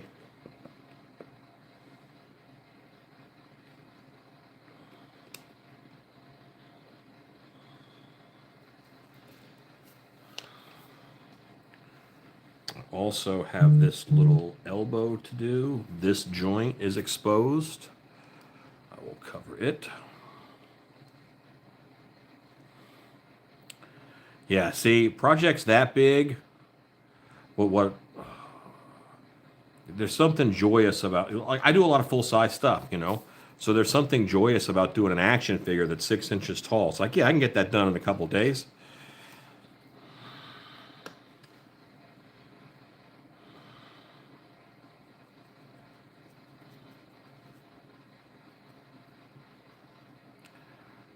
Can't wait to see your full-size Skeletor when you get them done, though.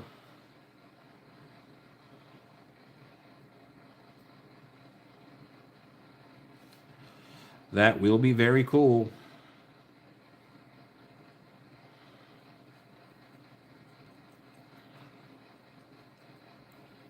So, this, doing this, I guess it makes me happy. It does make me happy. But it's, as a kid, I played with toys. And, you know, and to this day, anytime that I can make plastic, like, that's magic to me. Making plastic, who does that? Factories, wizards. Wizards make plastic. But yeah, now I do it all the time, and it's still fascinating. It's still amazing. But now if I can make plastic action figures, that really counts as making the world a better place.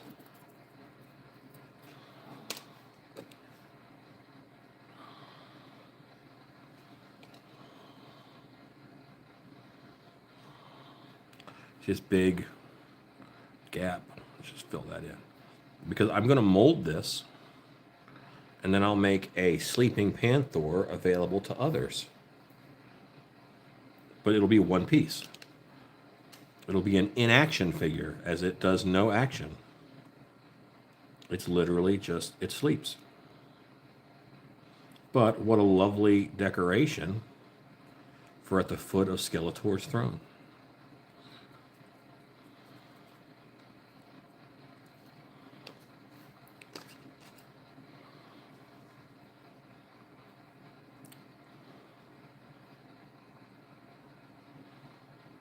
Oh, you know, I check everything for, a lot of my Walmarts don't even have Origins anymore. I'm buying the WWE Superstars line, which is made by Mattel. And a lot of the bodies of the figures that I've got are are actually the superstars' body, because they're the same exact body. They just have wrestlers' heads on them. And they just came out with an Andre the Giant. And if I can find that guy, I want to buy a bunch of them. Well, like 3 or 4.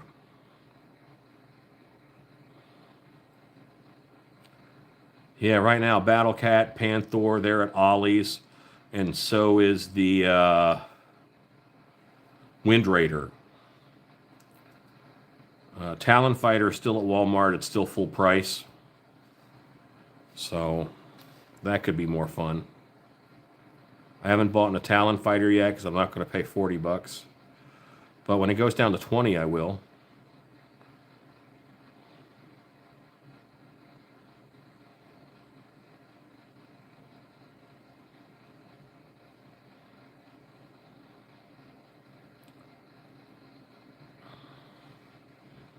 I think I have 3 Panthors. I'm going to turn one into a Griffin, which Beastman rode a Griffin a lot in the cartoon. So I'll turn one into a Griffin.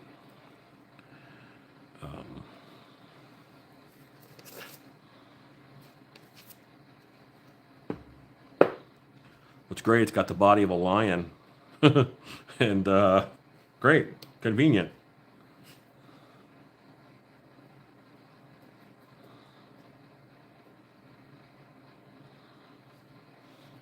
Different head, different tail. Yeah, now that's all like one piece-ish. Piece-ish. What a change of pace this is from a normal, from not normal live, but from a live on the other channel.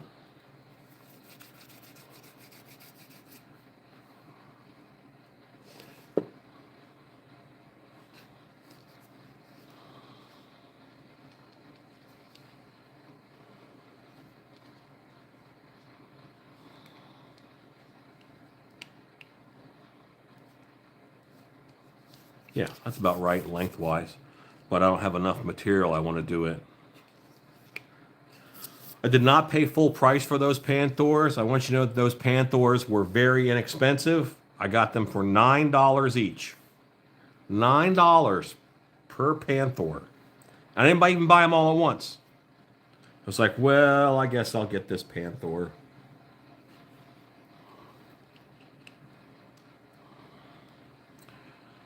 Yeah, I have a lot of the Stripper Stratoses. I only got one Jitsu because he has that wonky hand.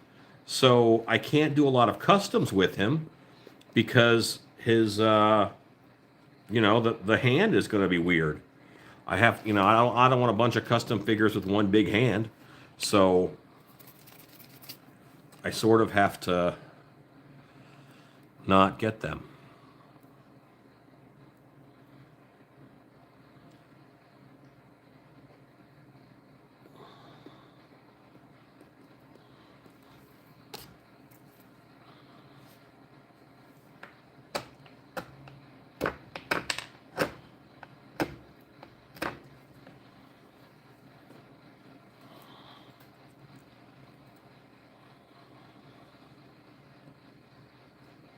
Yeah, I mean, I don't think I've paid full price for any of them in over a year.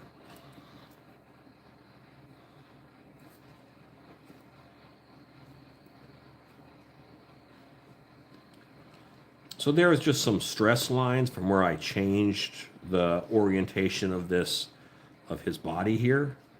And I don't want those to show. And frankly, the less of the original cat I have on here, the better, because then the better I feel about remolding it. Like this is such a different sculpt from the toy that I purchased. I don't feel bad remolding it and calling it my own. They did sculpt the paws. I did not resculpt any paws.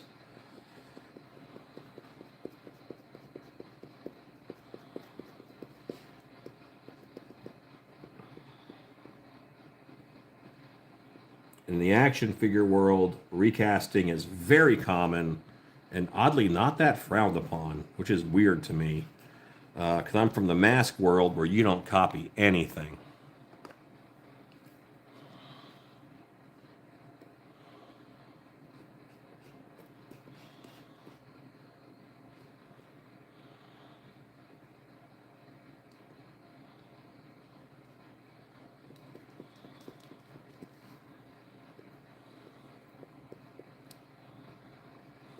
Yeah, and I have 3 Panthors because I want 1 Panthor, and I want 1 Manticore, and I want 1 Griffin.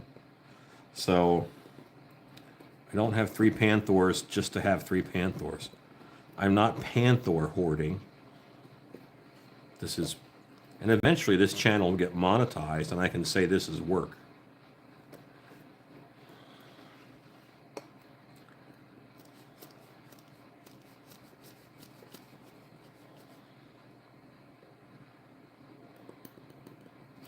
This is the kind of puttering I intend to do when I retire.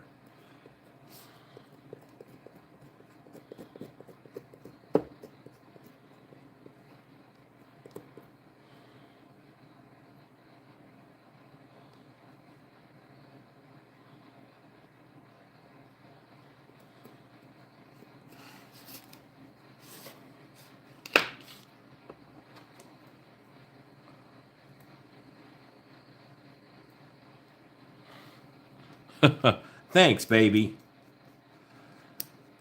Yeah, I did not do a lot of customizing with anything vintage. And it, like, right now you can buy vintage figures cheaper than Origins figures, but I just don't want to hurt them. Alexa, stop.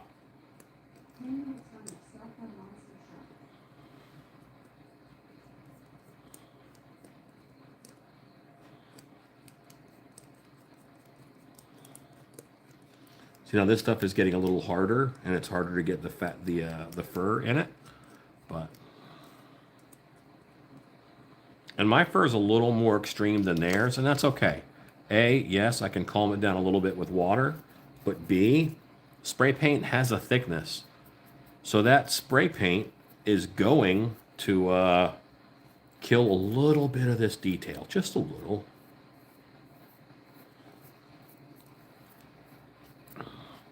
I got the spine fixed. I have all of these done. I can handle a little bit back here. That looks pretty good. That looks pretty good.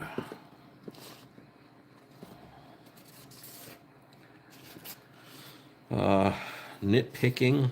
I could do a little bit of nitpicking, but let's tail this bad boy.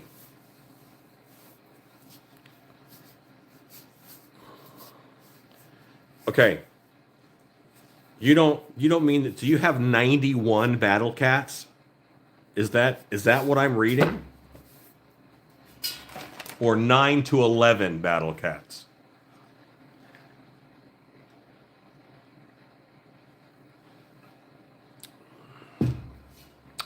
Oh, Imperial has some good knockoffs.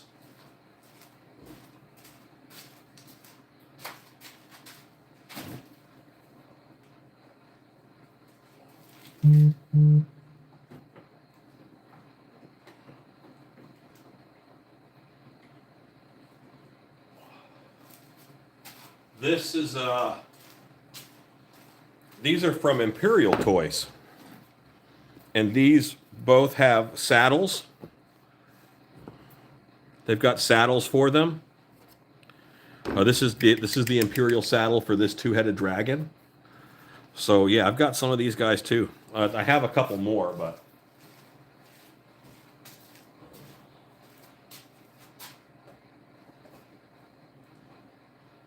like Imperial was a toy company that I thought when I was a kid, I'm going to move to Hong Kong and work.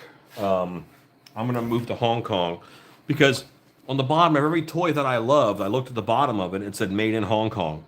I thought Hong Kong was just all these streets full of wacky toy, gag factories, and that's all that it was.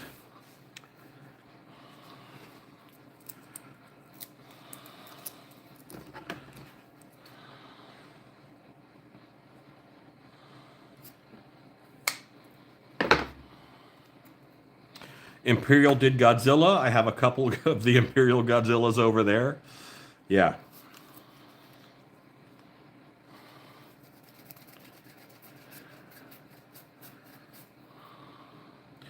I think, who did the Warlords toy line? Was that Remco?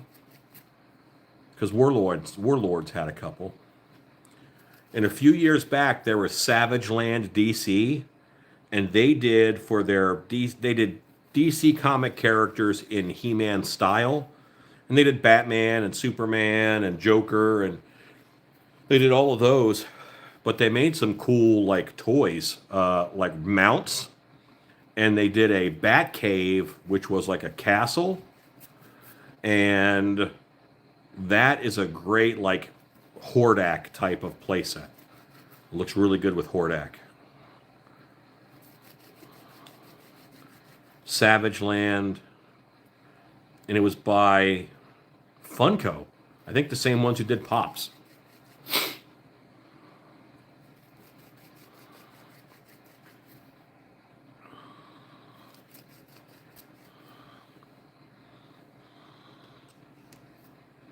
Whoa, okay, it is super sticky on there. I don't want that. Is the wood less sticky? It is. Who knew?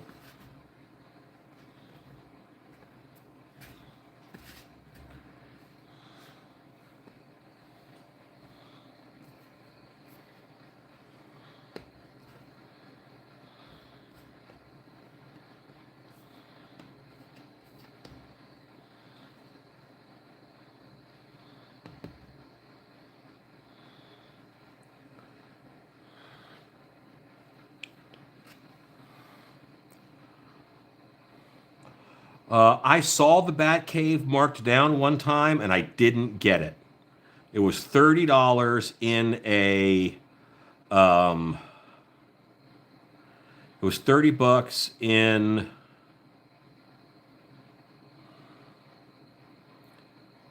It's a discount store. My wife buys table napkins there all the time. Red something? I don't remember.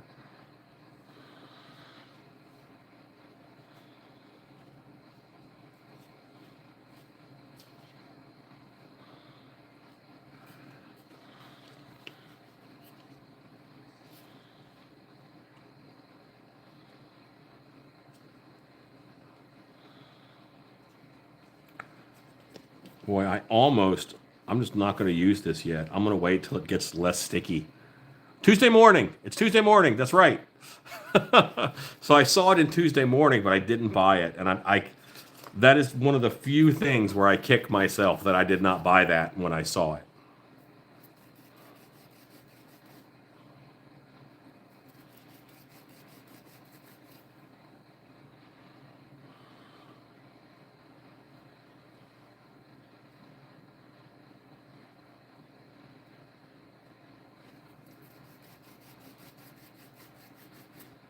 Nice. Gotta love a free Godzilla toy.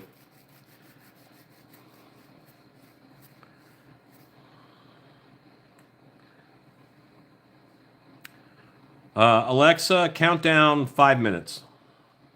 5 minutes, starting now.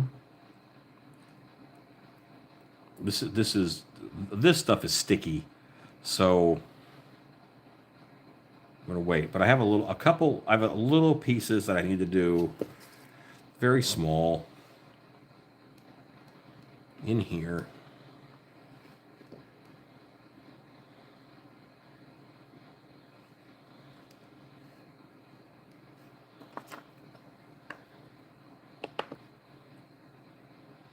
So I used to have a King Kong bank. It was like a coin bank. Very old design. I think it was my uncle's before it was mine when he was a kid. And it was all one piece, and his arms were molded.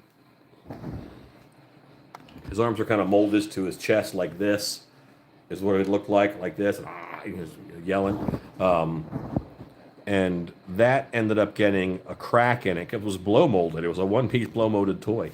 And I would take that whenever we went swimming, I would fill him up with water just enough so he bobbed through the water like he was walking through it, like Godzilla did in the movies. That's something I would probably want to hunt down one day, is that blow molded King Kong. It was a piggy bank. And it had a painted red mouth, white teeth, and I think white eyes.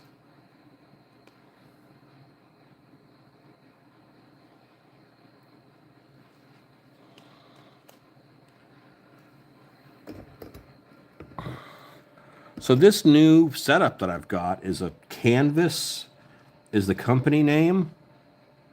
I love this thing. I've had other like work lights and camera holders, but they were real bouncy and they moved around a lot. This sucker is solid and stable. I really like it. And for this kind of work, I think this is really nice.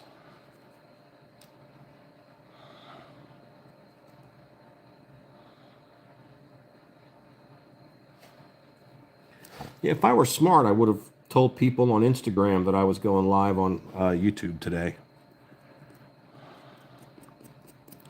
Ah, well. And there is a tiny bit of this paw right here that you can see where I dremeled it free.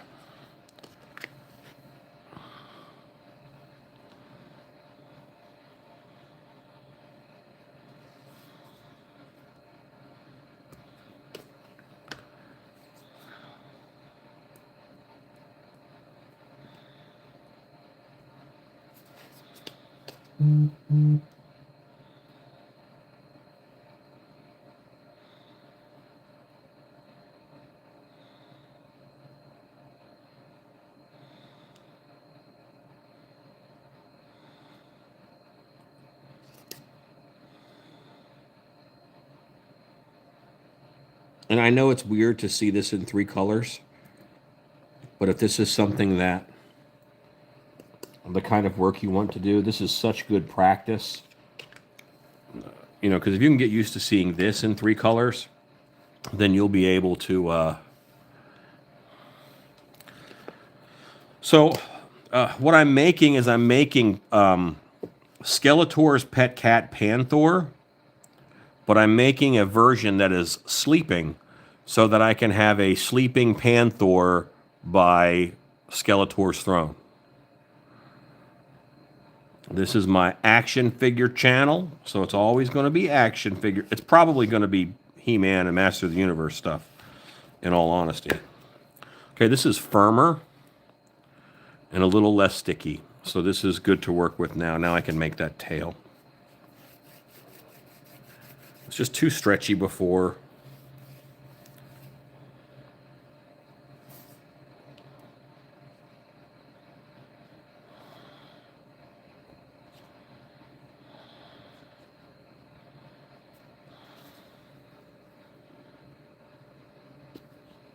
And I'll need to get a little bit of it.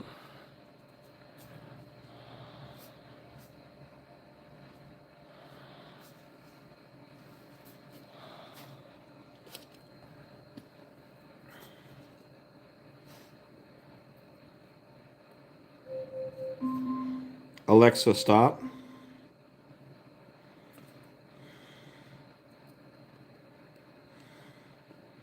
So I'll have a little bit more to mix up just to fix the back end here. But I made the tail a little shorter than I wanted it because I figured while I was doing the furring process, the hair making process, it would spread out, and it is.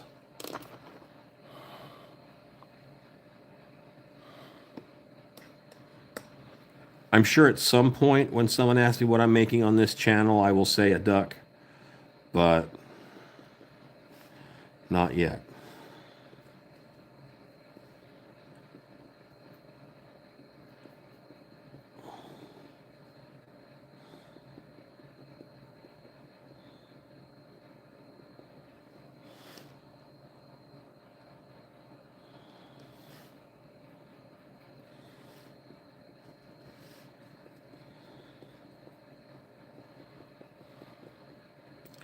Yeah, I just want Panthor to be sleeping at the foot of Skeletor's throne. You know, or right behind it, corner of the room, curled up on a battle cat skin rug. You know, I don't ask for much.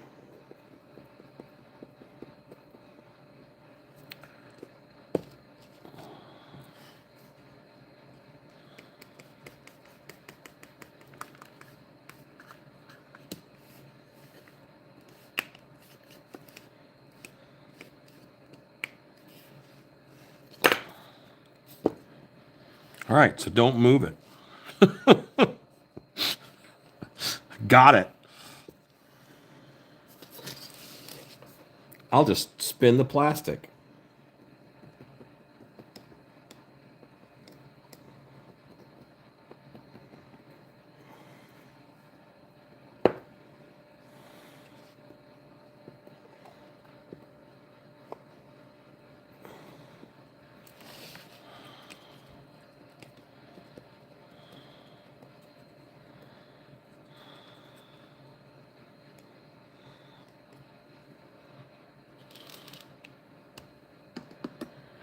A documentary.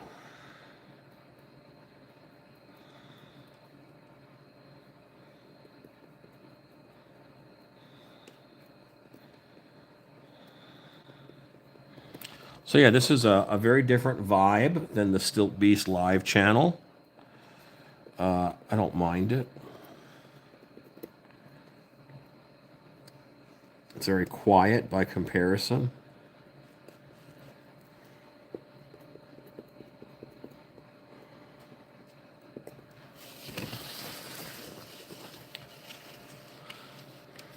I do forget to check the frame up every now and then. Panthor, you got too much booty.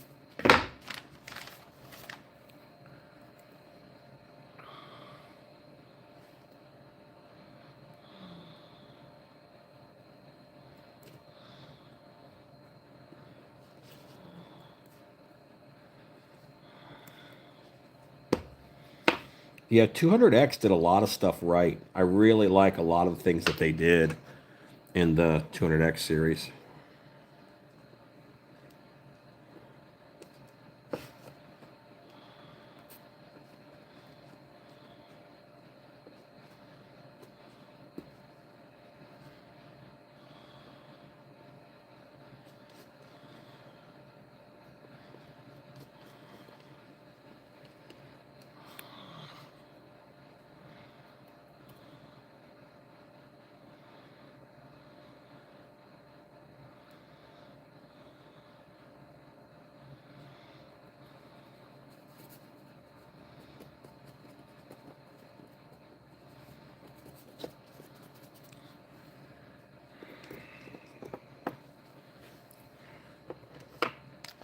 Okay. Is 200X and Mike Young's the same thing? Are they the same?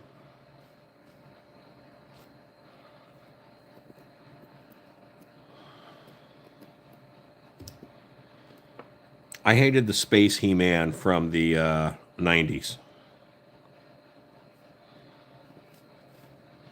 He-Man's New Adventures.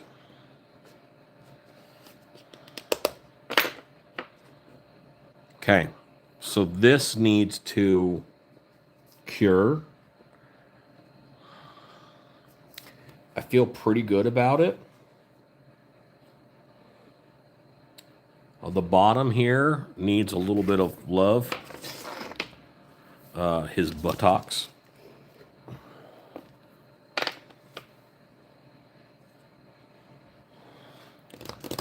But that's pretty darn good.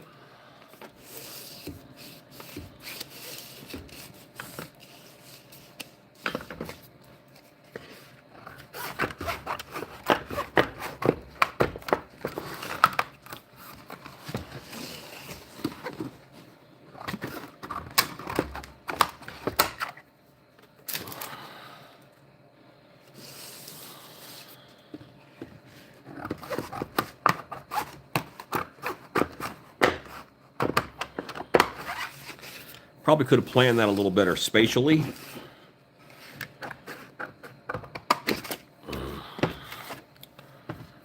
But that's pretty easy to move around.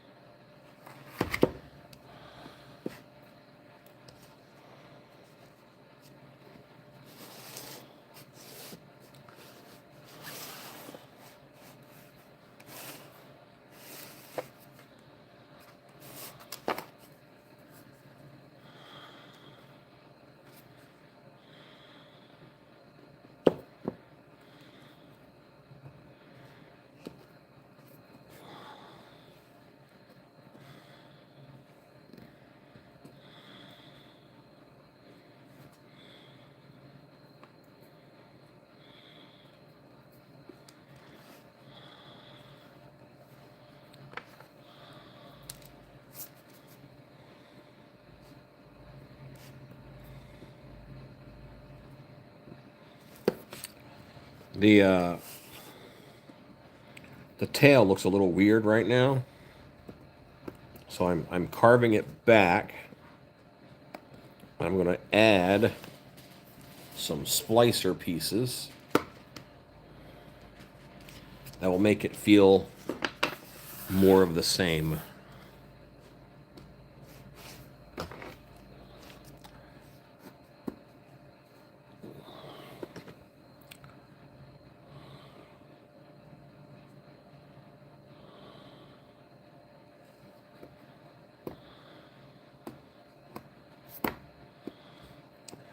So I kind of just fell off the wagon on making my Snake Mountain build video, but I've got some techniques on there, Refugee, that as soon as I get that out, I think you'll want to see, because it makes making play sets and stuff so much easier. It's just a couple techniques that I don't think anybody else is really doing. It's kind of my thing, is thinking up fun new ways to do stuff. Let me rephrase that. Fun, cheap ways to do stuff. So here's what I'm doing right now, guys. I've got, let me actually do this, and then I'll show you, because I want this to stiffen up a little bit.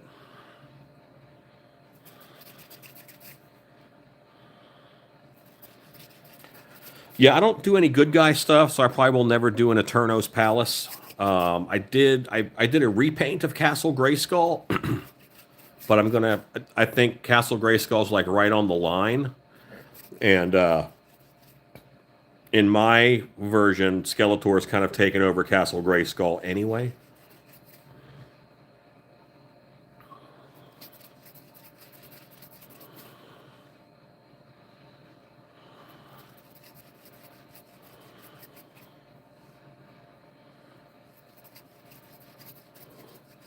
I think Castle Grayskull is just Scareglow hanging out with a whole army of undead.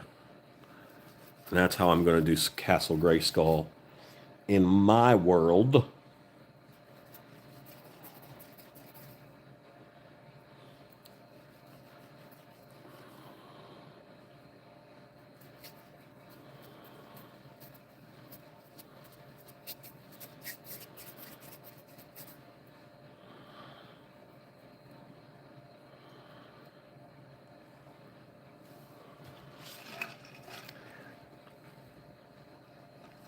All right, this is mixed. Alexa, countdown, 6 minutes. 6 minutes, starting now. So here's stuff I see that I don't like.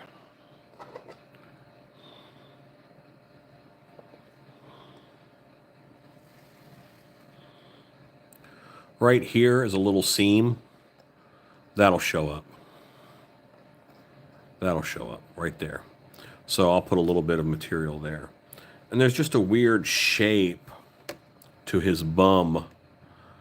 And I'm going to add some mass here under the tail to make it look like the tail is attached a little differently. And then this should be the last mix-up of material that I do. Then I'm going to paint this puppy. And I can paint it while the clay is still soft. It's not like the clay is air dry. The clay cures because of a chemical reaction.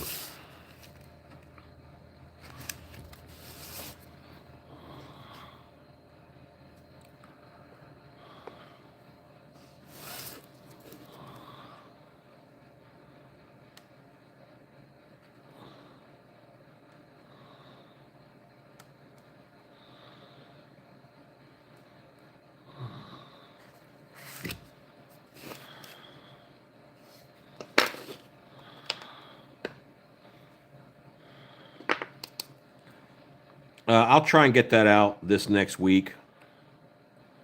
That Snake Mountain video.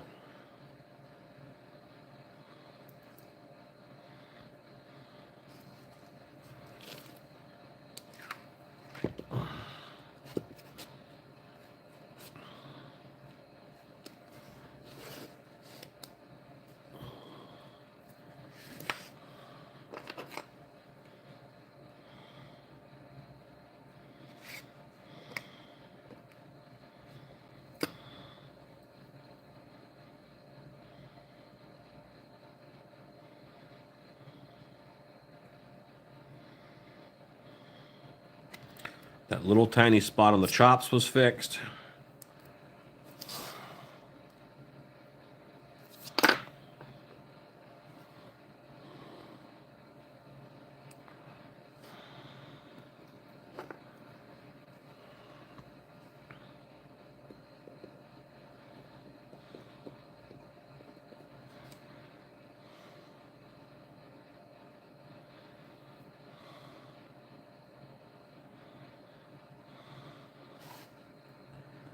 Of course, if I nitpick my way through this ball of clay, this won't be the last batch.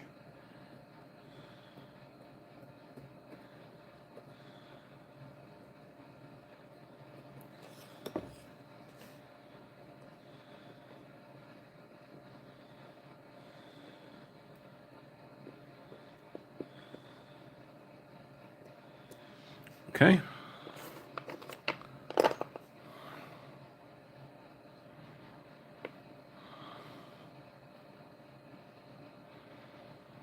Yeah, obviously I have 2 videos on this channel, so it's not like, and I've had this channel for I think 3 years.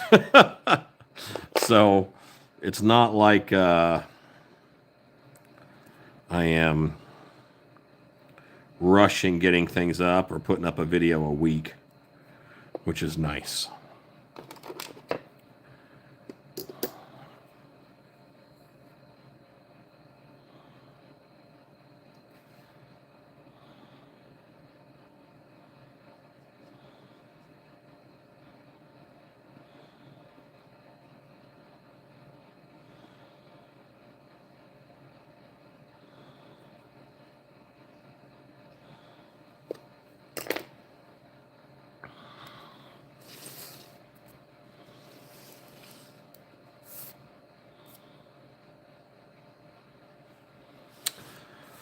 So what if it did that? If it did curl away from the body more, then it would be harder to mold as a one-piece mold, silicone mold, which is what I'm going for in its molded form. So while you're correct, that might be a little more aesthetically pleasing. I am erring on the side of moldability to some degree.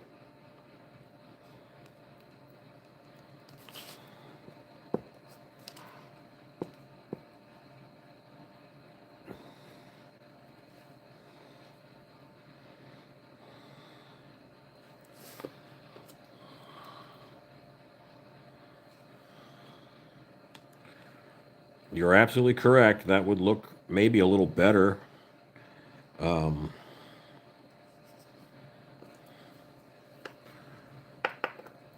We'll just pretend that it's a little cold in Snake Mountain. And like a husky, Panthor wraps his tail around him in order to keep warm.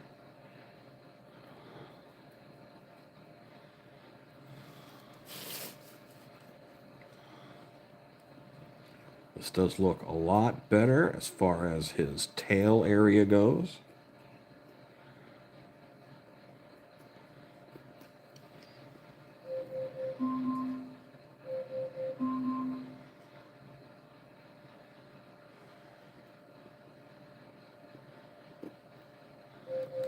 Alexa, stop.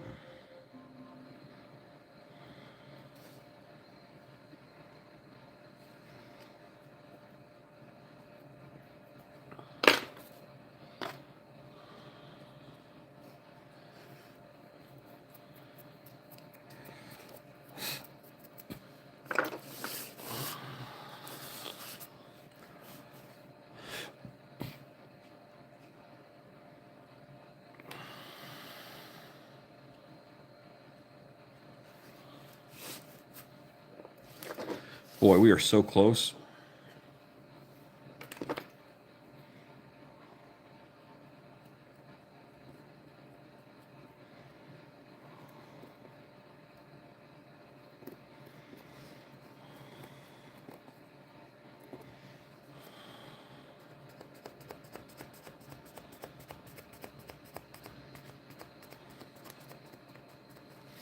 I don't know if you recall, but I brought this plastic out so he would be less likely to stick to it. I was wrong. Wronga.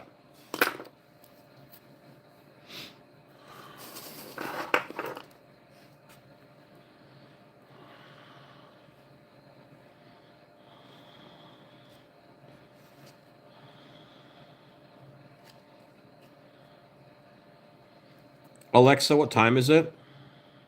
It's 8:15 p.m.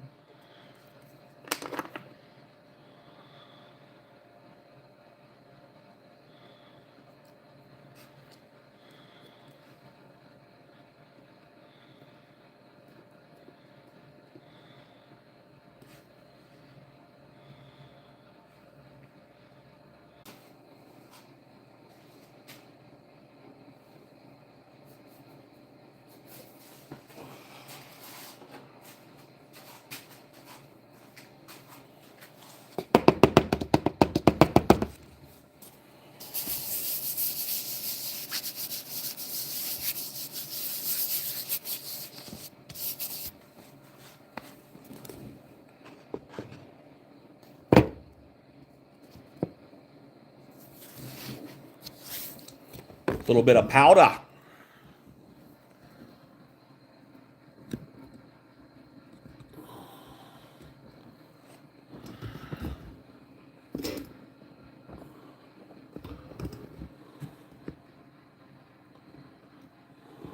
Okay.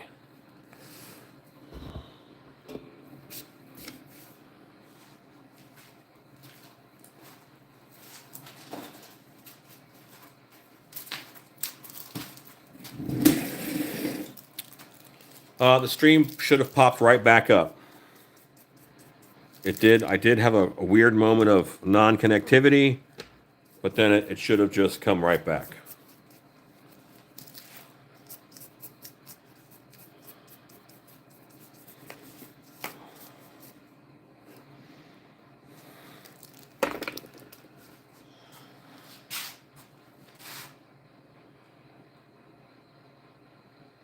I'm pretty happy with that, kids. All right, let me grab a turntable.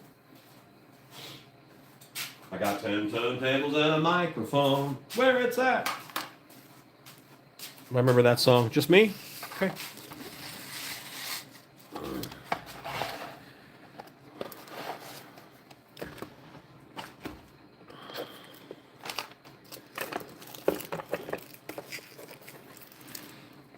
And I'm going to paint it.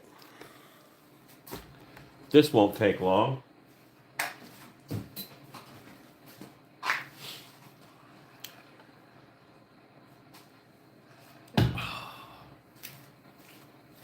Okay.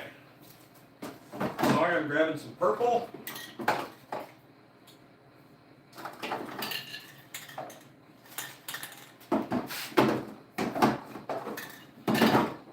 I'm almost out of purple gloss. That's scary.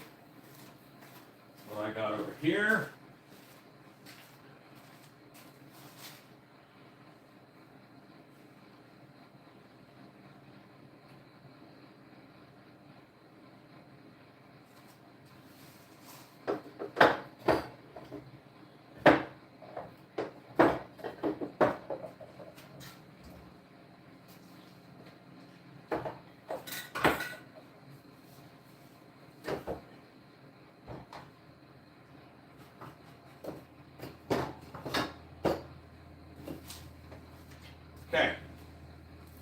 if I am out of purple spray paint.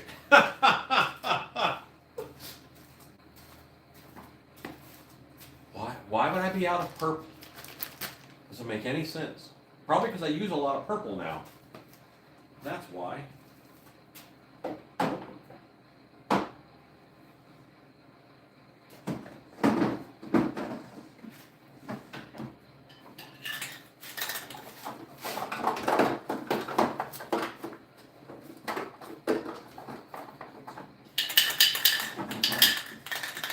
Okay, I don't have much, but I don't need much. All right, don't have much, I don't need much. This is pretty darn empty.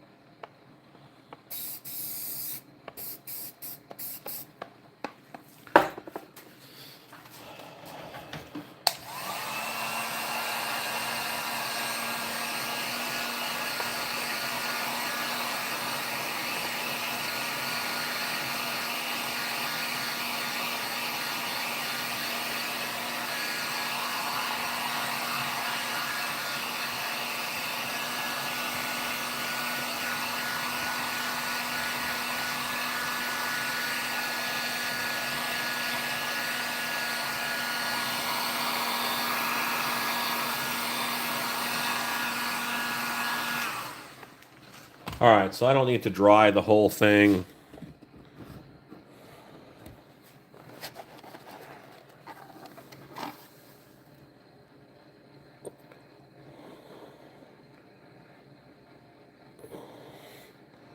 But you can see we have made a sleeping Panthor in origin scale. And I think it took me like 3, maybe 3.5 hours.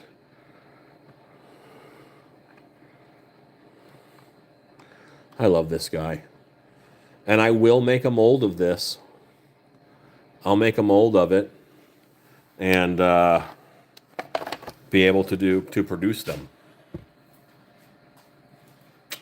Thank you guys for hanging out with me. This was a really fun project. Right now he's very glossy. He looks a little weird. He's all one color, but I will give him a dry brush with some lighter purples, highlight those muscle groups and the fur pattern. But now you see him in one solid color, purple, and I'll do some detail painting, maybe tonight, maybe tomorrow. But exciting. Thank you guys for watching. You have the power. Bye.